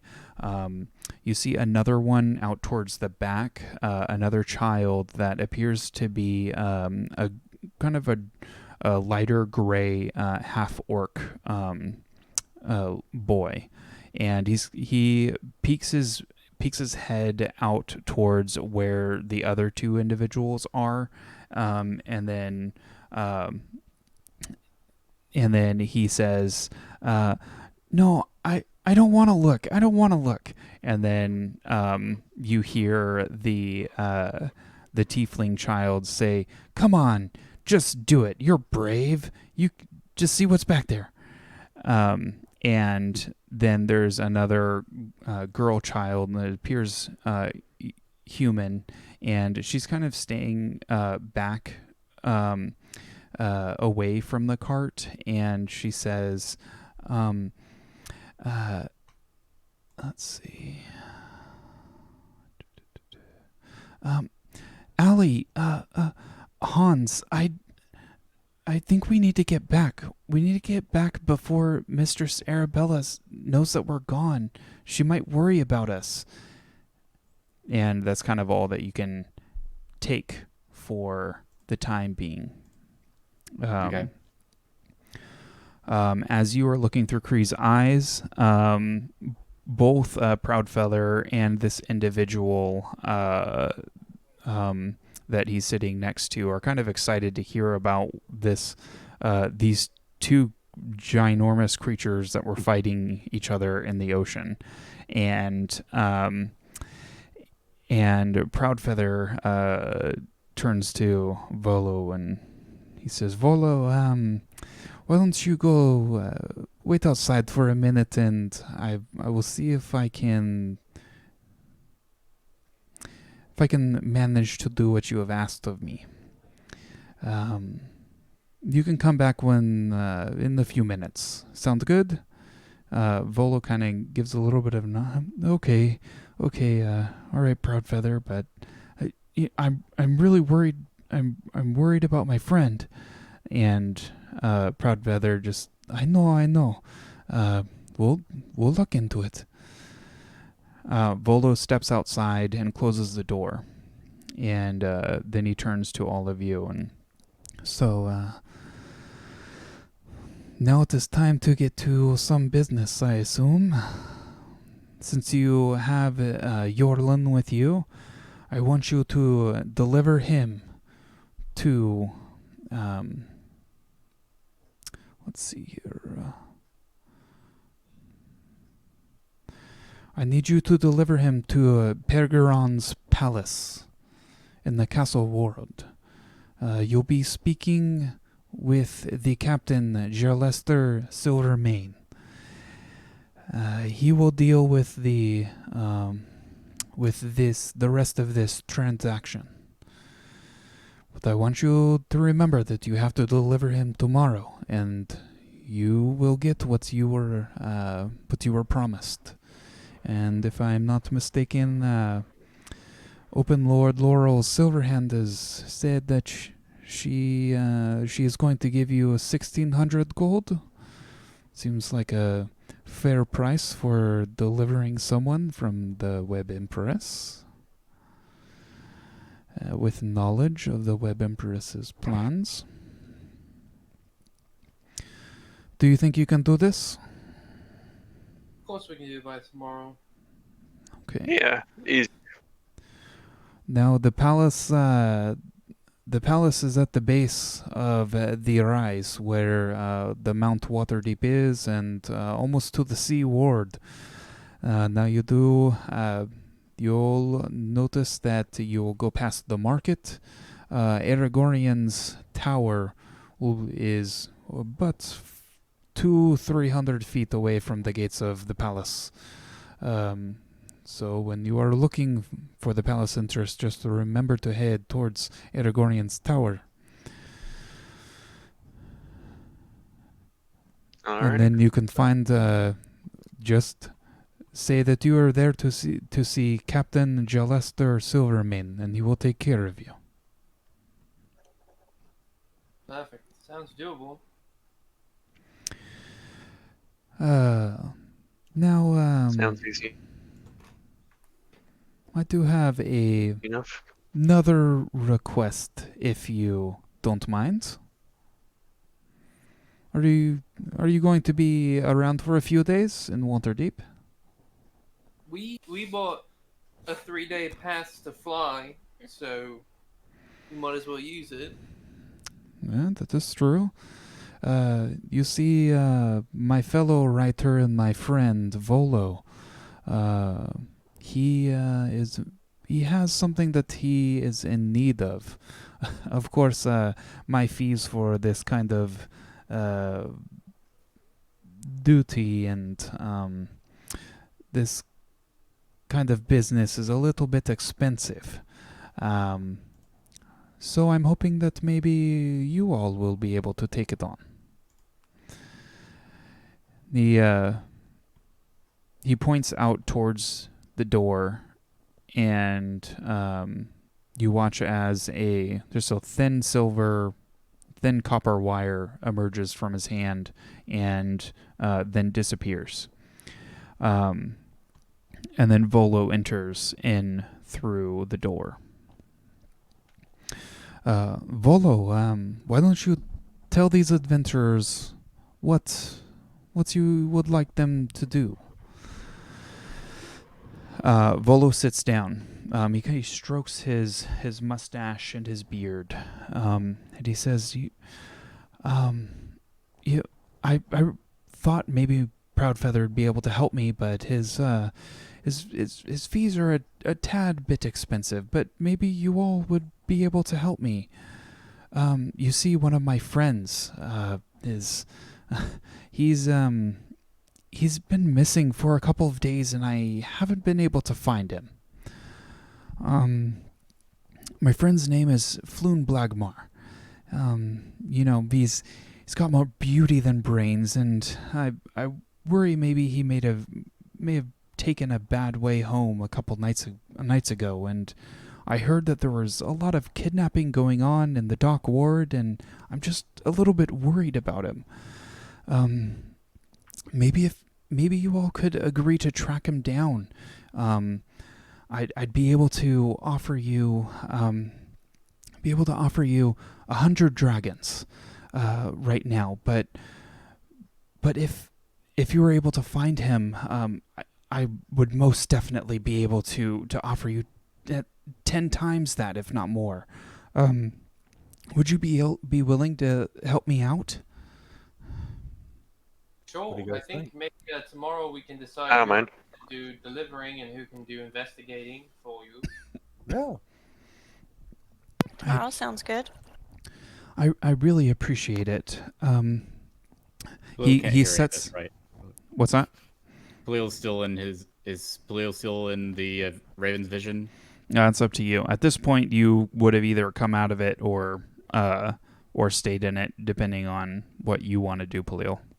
Oh, I was probably just going to have Kree just kind of start bugging the kids that were trying to look into the cart and come back. Yeah, so Kree begins to use his mimicry to say, "Get back! Get away! Guards! Guards!"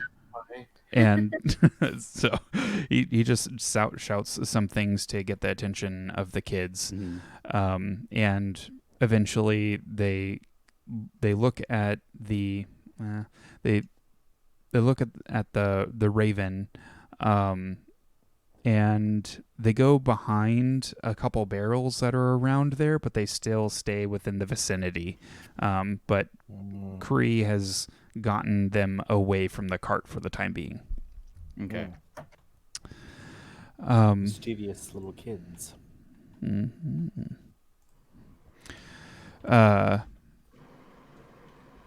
So Volo goes on to say he was adventuring. I do have to admit he might have been a little bit tipsy a couple nights ago, but I'm afraid that something bad has happened to him. If you wouldn't mind searching around the dock ward where I last found him, left him, I'd greatly appreciate it. He has this strawberry blonde hair, very blue eyes. He's a pretty handsome fellow. The last time I saw him, he was wearing a blue tunic, so hopefully you could ask around for him. He can get around the dock ward quite a bit, so maybe just ask around for Floon, and see what became of him. And I can meet you back here. And hopefully with my friend Floon. And I'll definitely have the remaining payment to you, but he just puts 10 platinum in front of you all, and it says, but you can have this for now. Hopefully it helps in your search for him. Aziraphale takes the money. Oh gosh. Okay. Of course Aziraphale does. All right. My eyes just get wide, like, ooh. But I don't say a thing.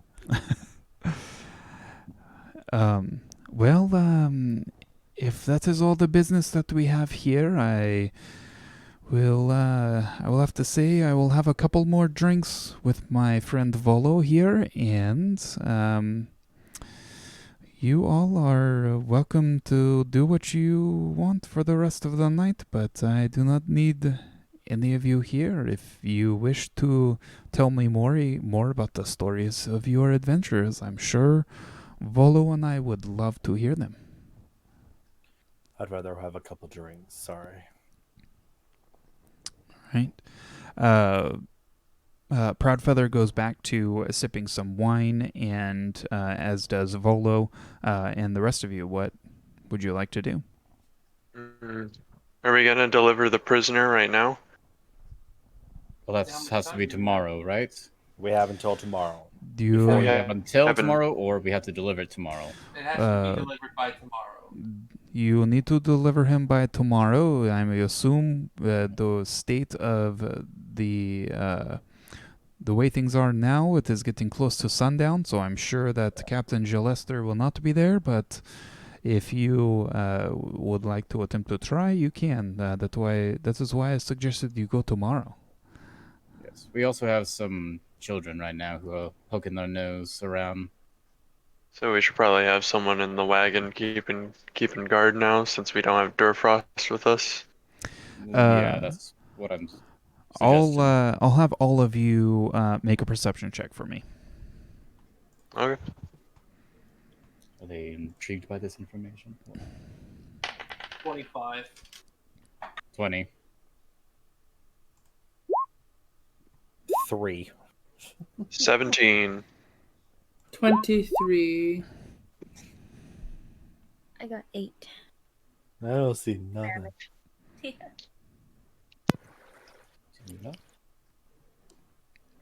Okay, hold on I one second. accidentally rolled with disadvantage. That's okay.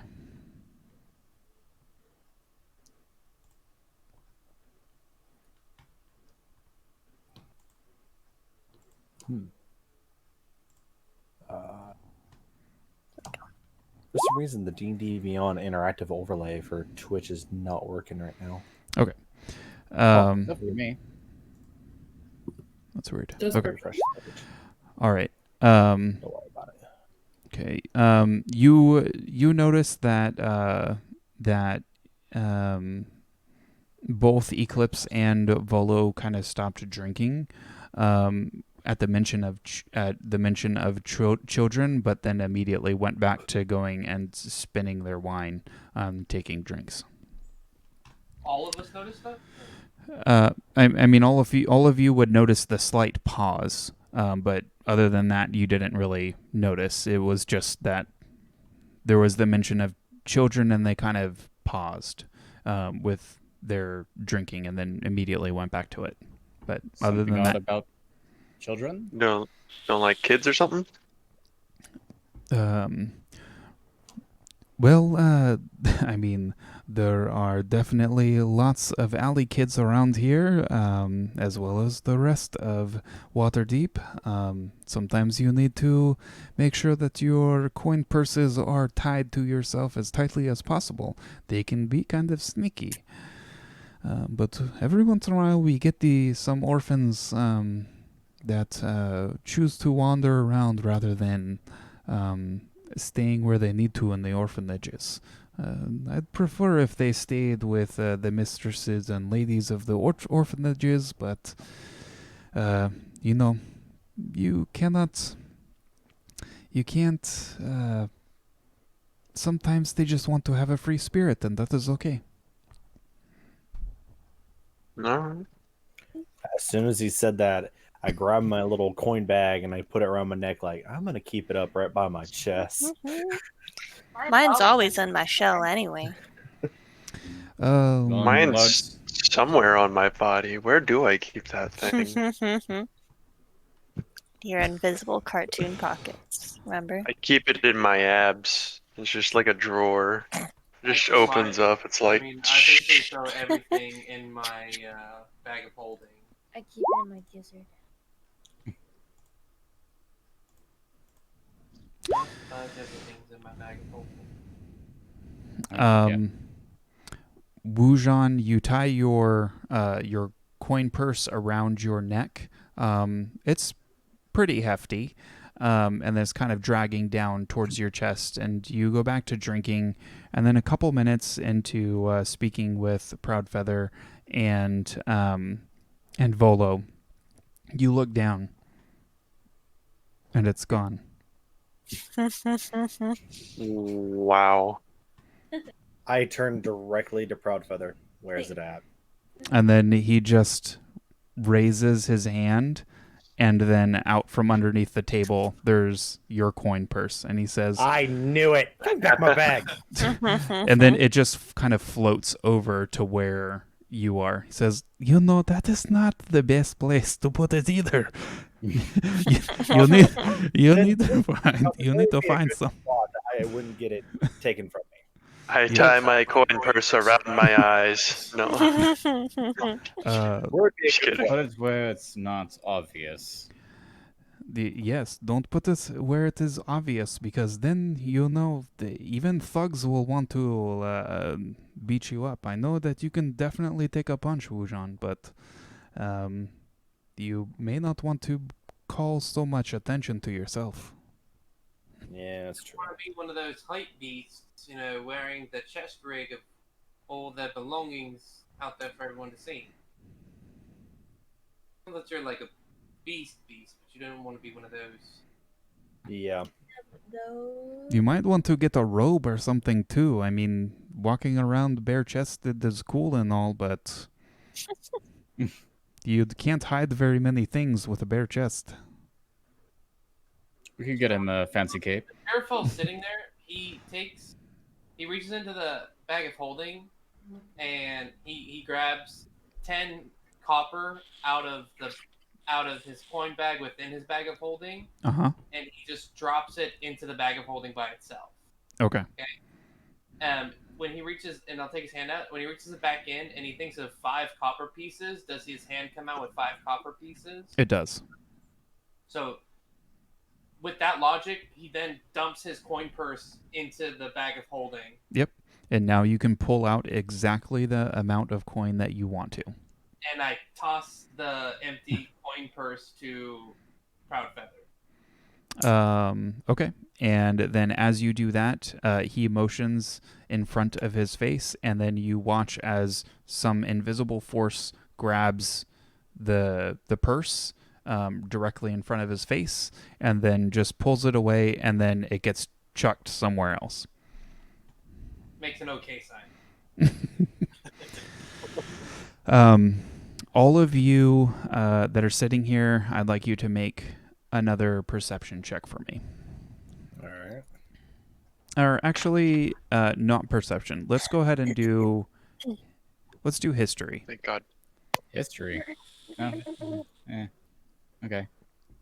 Thank God he didn't want perception, because I already rolled on D&D Beyond, and it was a 1. Rolled a But I rolled for history, and that's a 22. 17 for me. I rolled an 8. 20. Okay. We'll do... Okay, so Wujan 8, Tulah 14, Tugal. 22. Okay, and Aziraphale? Oh. It was a 19. Okay. Chakora? I got a 20. Okay. And Peliel? 17. And Omaceran? 4. Okay. Wujan and Omaceran, you're kind of like, that accent sounds familiar, but I can't, I've heard that accent somewhere recently. And it's just like, oh, that's interesting. The rest of you notice that the way that Proudfeather speaks is pretty much the way that you have heard Eli speak over the last few days that you have been interacting with him. And you can take that as you may. What? Is he still with us? No, he left. Excuse me?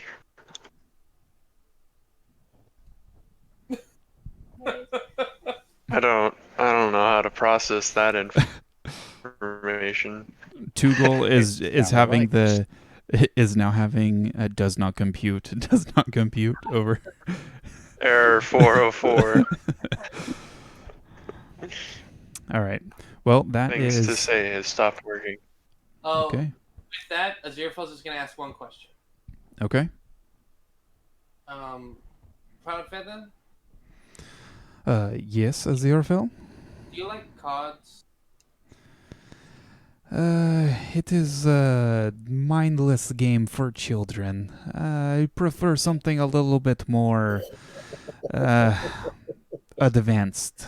Do you like to play cards, or do you like to play Dragon Chest? Or I have a card set, but I've never done anything. I mean, you can do fancy magic tricks with it, but I mean, really, honestly, all you're doing is very simple things where the very intelligent have to be tactful. They have to know the opponent's moves in dragon chess. Think multi-dimensionally. And that is for a highly intelligent person. Good to know. Well, where are you all staying for tonight? Yeah, where were we staying? I I forgot the believe name. we were called- staying what's it here. Warm beds. I think it's called warm beds. Yeah, warm beds. Pretty sure. Well, we Oh, warm beds. stay at warm beds because we told the permit provider that's where we'd be staying.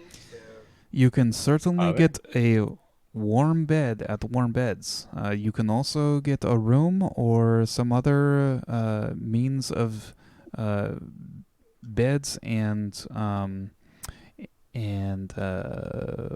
a good night's rest here at the Yawning Portal if you so desire.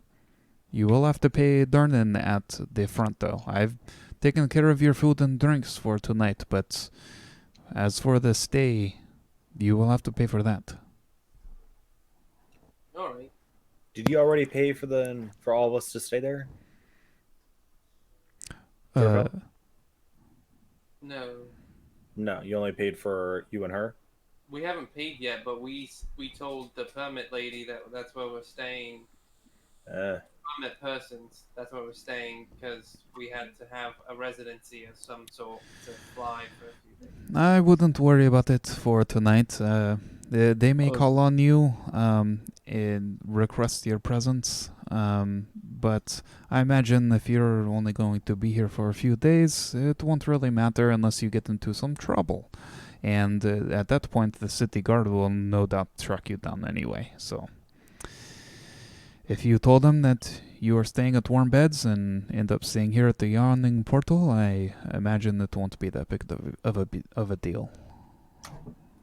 Well, seems like you would prefer this place, so I'll trust your instinct and I'll stand up and I'll look at Troy. You want to stay here tonight? You prefer a place that has trolls that can come out of the hole at any time.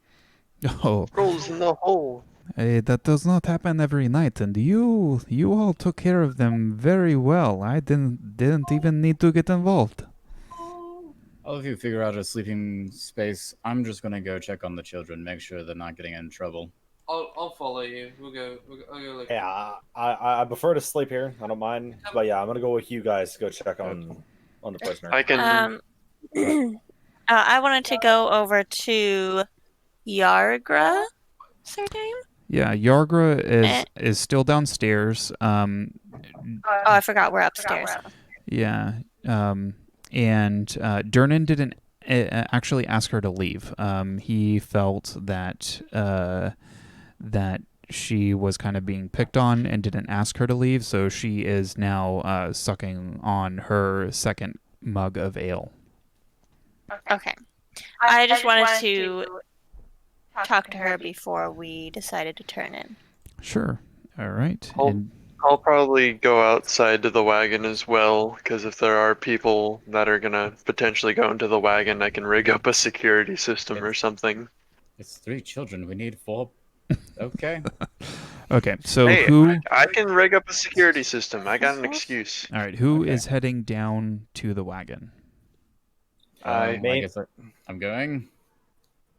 Okay. Peliel, Aziraphale, and Tugal. Yep. Okay. All right. Well, even I said I was going to. Yeah. Oh, and Wungon. Yeah. Okay. Oh yeah, Wungon. Yep. Oh boy. Ladies are gonna go comfort the What was that? lady orc. Oh, and All the the ladies. culture Oh, the things ladies that- are gonna go talk to the lady orc. Okay. Cool. All right. So the boys are gonna go to the cart, and all of you do notice that the group of the 3 individuals, the kids, the sun is setting in the distance. It is on its way towards twilight, but the kids are still they're hiding behind the barrels and wooden boxes. Every once in a while, you kind of look and see that they're kind of peeking out. And then, as you're approaching the cart, the dark brown skinned tiefling hops out on top of the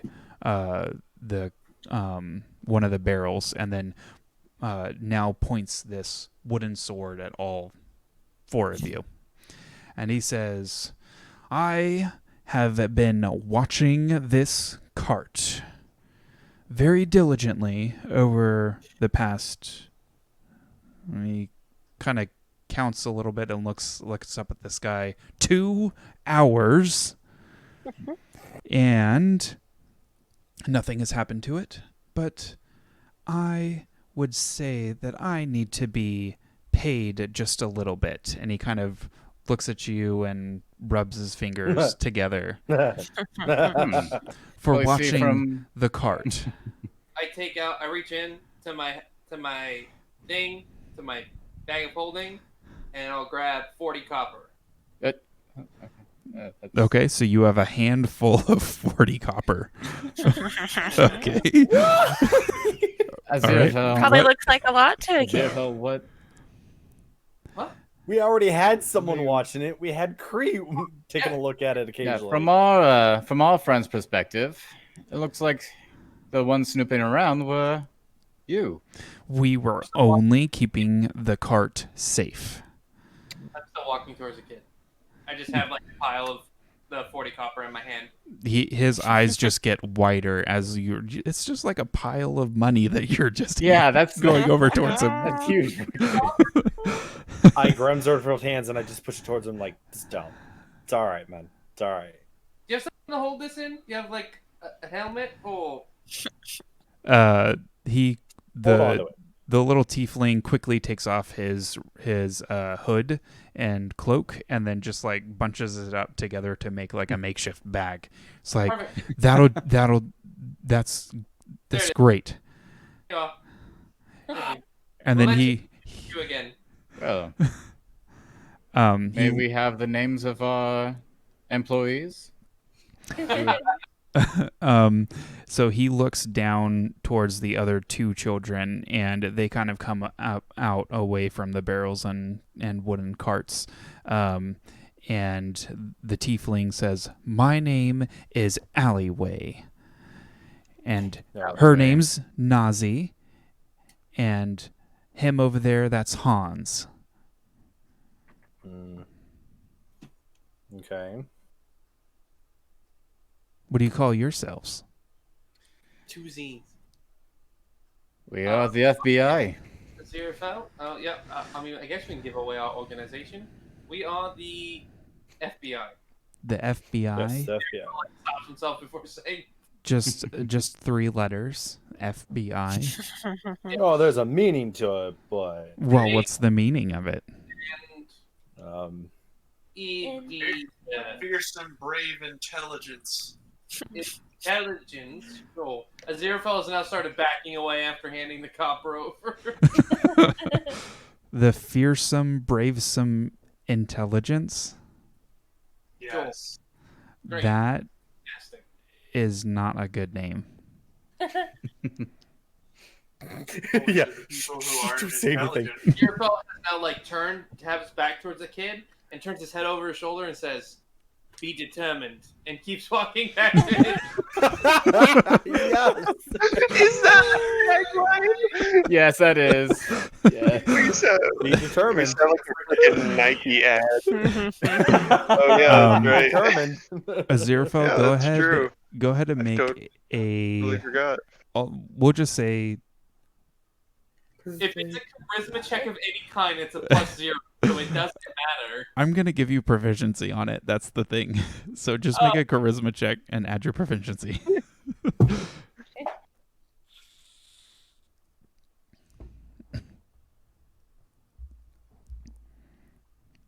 Super awkward about it. Like, just. What'd you roll? What was it? You cut out. Oh, was it 6? Okay. My proficiency. Wow. Alleyway kind of turns to you and says, well, you kind of need to work on your delivery, but the troublesome threesome, we're going to be on our way now. And then he gets down and then kind of shows the other kids what he has in his makeshift little satchel that he made out of his hood. And then the little girl, she says, we need to get back to Helm's Hall. Mistress Arabella is probably going to be worried about us. And as they're walking away, Allie's like, we don't really... Look what we did. This was awesome. We need to come back tomorrow. Aziraphale like grabs a cowboy hat and like tips it at him. Allie looks back at you and he says, "Yeehaw!" and then just runs away. And then you see that they duck in and out around the corner. Likelihood is you just made us another con target. What's yeehaw? I don't know. What is yeehaw? I don't know, but did you catch their stupid name? Their name would be TT.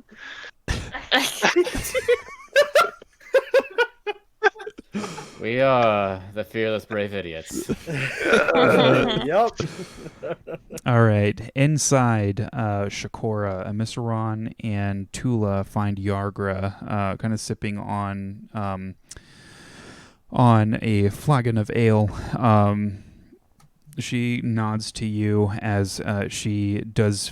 She recognizes, Chakora, that you were trying to protect her with some sort of magic, and Tulah, she gives you a nod and tips her cup over to you in recognition of what you did earlier. She's still pretty roughed up. You notice that one of her eyes is pretty banged up and is closed quite a bit. She does have bruises kind of all over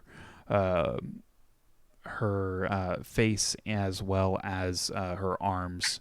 You imagine that she got kicked and punched quite a bit. And she just gives you a kind of a gruff, Cure wounds help at all?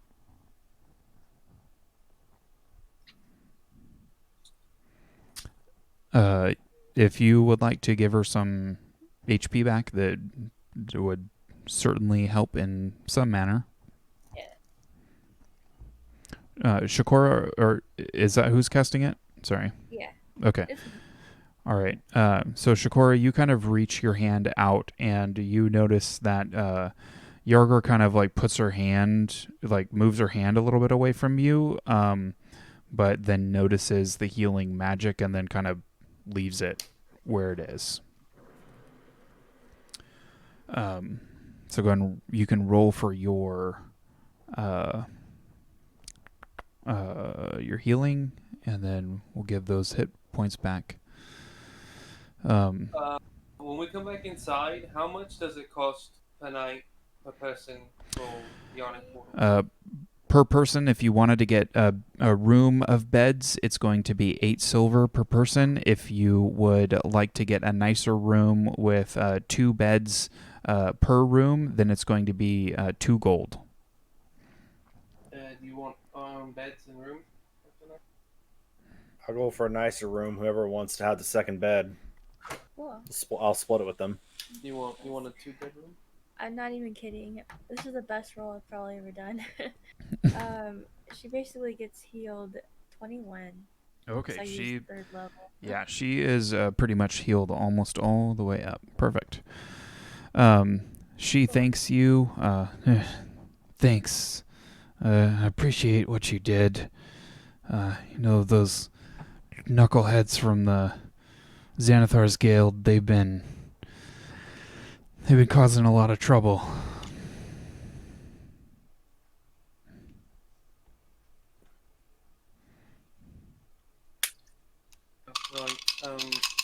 Aziraphale will pay 2 gold for a 2-bedroom.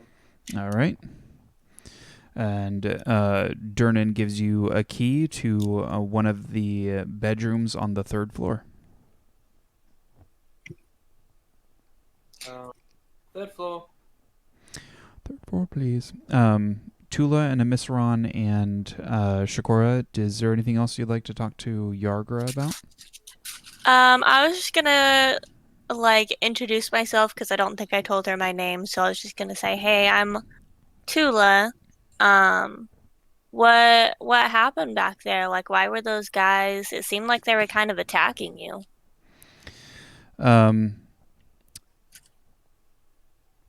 Yeah, they kind of blame me for whatever's been going on between the Zents and Xanathars, the two guilds here.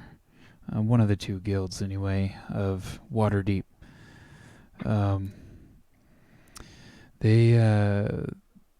They're just common thugs for Xanathars.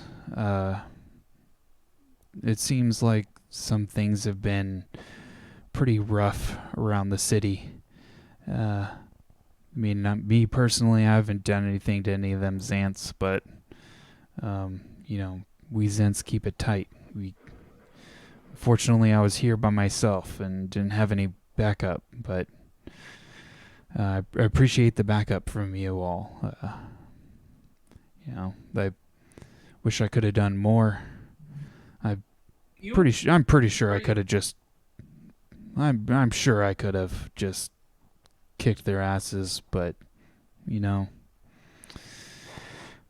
having 5 of them, a little bit troublesome. Yeah, it was a lot of people against one there. Pretty unfair. Yeah. Did you see me smash that guy's face in the floor though? It was awesome. That was pretty sweet. Yeah. You see me kick the gut of that other one? That was pretty awesome. Yeah. Yeah. I was aiming for his balls, but maybe he doesn't have any. Sometimes you miss. It happens. Yeah. Gotta get stronger. Get better. Yeah. Yeah. Definitely. Well, we're gonna be around for a little bit, so I mean, it sounds like we're gonna stay maybe at this place, so if you need anything, just let us know. Yeah. Sure. Go ahead and make a persuasion check for me. Okay. Hello.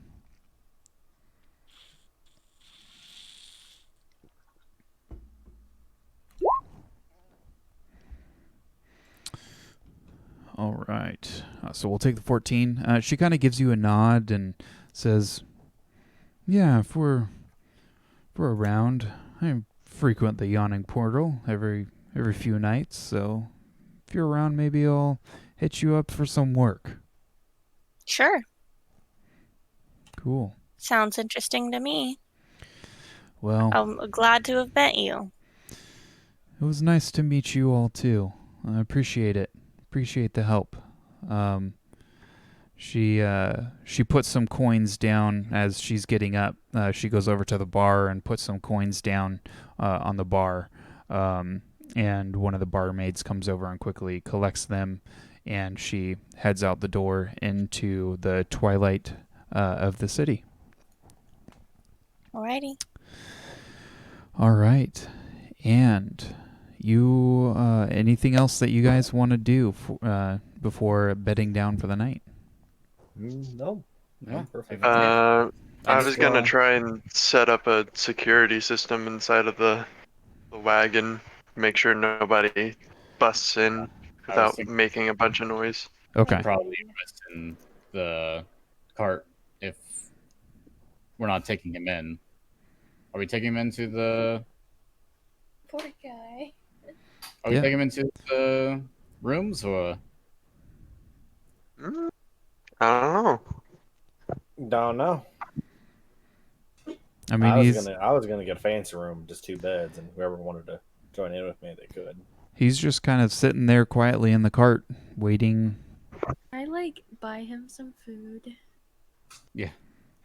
Okay. He needs to eat. Does it look... Yeah. Does he look like he's obviously going to be suspicious if, we bring him out of the cart and bring him into... The only thing Is the only thing suspicious about his person is that he is manacled with some sort of very shiny metal. And over the course of your interactions with him, with Proudfeather, with spending time with him, you would have known that these manacles actually keep him from using his innate magical casting. So it prevents him from casting any sort of drow magic. That's the only thing that is really suspicious about his person. Other than that, he's still wearing simple clothes. You do have to take him every once in a while so that he can use the bathroom. You give him food every once in a while and drink. But he's been pretty quiet and just kind of wants this ordeal to be over with. Every one of your interactions that you've had with Yorlin, he does seem to be frustrated and seething. So you can kind of acquaint him to that angsty teen. But it's not... He kind of has almost this air of politeness to him as well. That there's like this underlying angst, but on the surface level, he's pretty polite with all of you. I feel bad. I'm just gonna go up to. I'm gonna say, I think we should bring him into the rooms. We're just gonna throw something over his hands so it looks like he's carrying stuff. Yeah. Don't want Well, to if freak he's out in the anyone, room bring with him in. Huh? one of us, yeah, if he's in the room with any of us, then he'll probably be safe. But I'm still gonna rig up our cart so that people can't just break into it. Yeah, the cart should definitely be still. Okay. I'm gonna go Someone into would the like cart to help me and- set it up to make sure that it is completely successful this time. Please stay and help. But it can be anyone really. I just need someone to follow my directions so then this thing can get set up properly. Someone does come outside and sees you all trying to figure out what to do with the cart, and the individual tells you that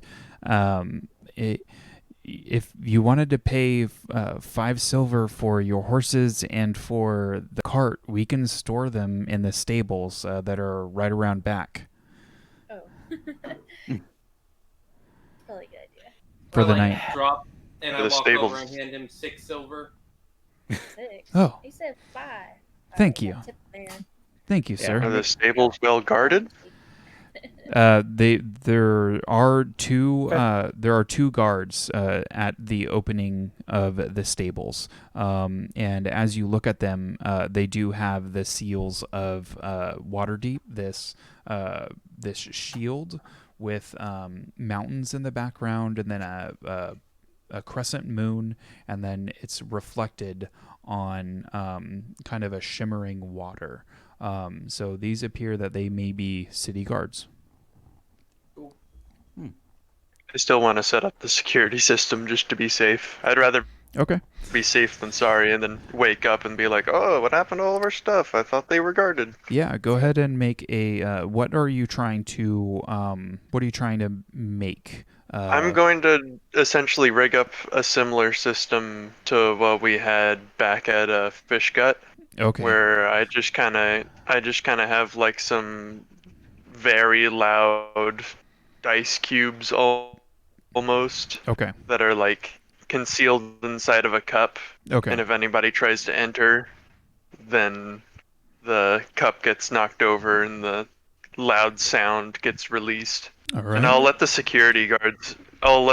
town guards in on what's going on too. Okay. And tell them if they hear a loud noise, that means someone's breaking in. Well, we'll be sure to investigate it if we hear any strange sounds, sir. You'll hear a strange sound. Go ahead and make, let's see here, it's with your magical tinkering? Yes. So go ahead and make an Arcana check for me. Oh, my. Oh, no. Nat 1. Nat 1, which brings it to a total of... 8. 8. Okay, so 8 is the DC for that, for the anybody that is attempting to break through that little trap. All right. Okay. Okie dokie. So who is taking Yorlin in their room? I was gonna get some spare clothes that we have and kind of drape them over his hands, just kind of greet him and say, "We got some rooms. Come on." Thank you. Yeah. Be nice to lay in an actual bed or something different. Don't get too comfortable. Don't get too comfortable right now. You're sharing a bed with Wujin. I'm sharing a bed? We only have 2 rooms. All right. I mean, I'm just here to bring some good news. Oh, no. Hey, I'd rather be sharing a bed with a fluffy minotaur than literally anyone else. I think I'll just meditate on my own. Be careful. He's a hugger. That's what I'm afraid of. All right. Anything else you guys like to take care of before you go to bed? Anything you want to talk to Yorlin or amongst yourselves? Miss Ron would like to get her own room. Okay. How much does that cost? An individual room is going to be 1 gold. That's nicer. If you wanted to get a comfortable room, that is only 1. Let's see here. Yeah, it's still going to be one gold. So it's 1 gold for a room with just a single bed and a couple dressers. Cool. All right. Anything else for you guys? Nope. I think we're good. Okay. I'm good. All good. All right. So you all eventually find some sleep, some downtime, some meditation here at the Yawning Portal. All of you all notice that the noise kind of doesn't subside from the ground floor over the night. It just appears that the Yawning Portal is kind of open all day and all night for adventurers of all types, of patrons of all types, and they're welcomed in. So it dies down a little bit during the wee hours of the night as Peliel and Tugal can hear. But other than that, it's always pretty busy within the Yawning Portal. As a new dawn breaks over the eastern mountains and hills over Waterdeep, you all will rise to a new day, and that's where we'll go ahead and pick up for next week. All right. Sounds good. All right. Man. Relatively on time, I would say. Yeah, that was still a good sesh. Yeah. That's fine. That was a really that setup looked really good, I Tony. really appreciate the character development. The lady. Yeah. I don't know. Yeah, I mean, I didn't have a lot of what was going on with Yargra, but I figured if you guys wanted to interact with her, then she might be someone that you might meet in the future. So we'll see. Sounds good. Gotta say, coming into this, I didn't expect to be fighting trolls inside of a tavern. Neither did I. I was kind of wondering what that giant hole was. Yeah, well, you also found out that that giant hole leads to a place called Under Mountain, and if you would like to see what is about Under Mountain, then you can certainly investigate it in the morning. Yeah. Cool. The audio came through really good too. Yeah. before we leave, I do want to say I noticed that Venisveer has followed us, so thank you very much, Venisveer, for the follow. We always like to. Currently about 23 minutes ago, you followed. Yeah, Appreciate it. yeah. Thanks a lot for that, and we will go ahead and pick this back up next week. I'm not sure if we're going to do another distance session or if we'll be in person, but we're setting up a new space for streaming, so hopefully that'll be really good, and we'll kind of keep you all in the loop on Twitter whether or not we'll be distance or in person. But in the meantime, you all stay healthy, stay safe out there, take care of yourselves, and you all have a very good night. Yeah, see you next week. Bye. Bye.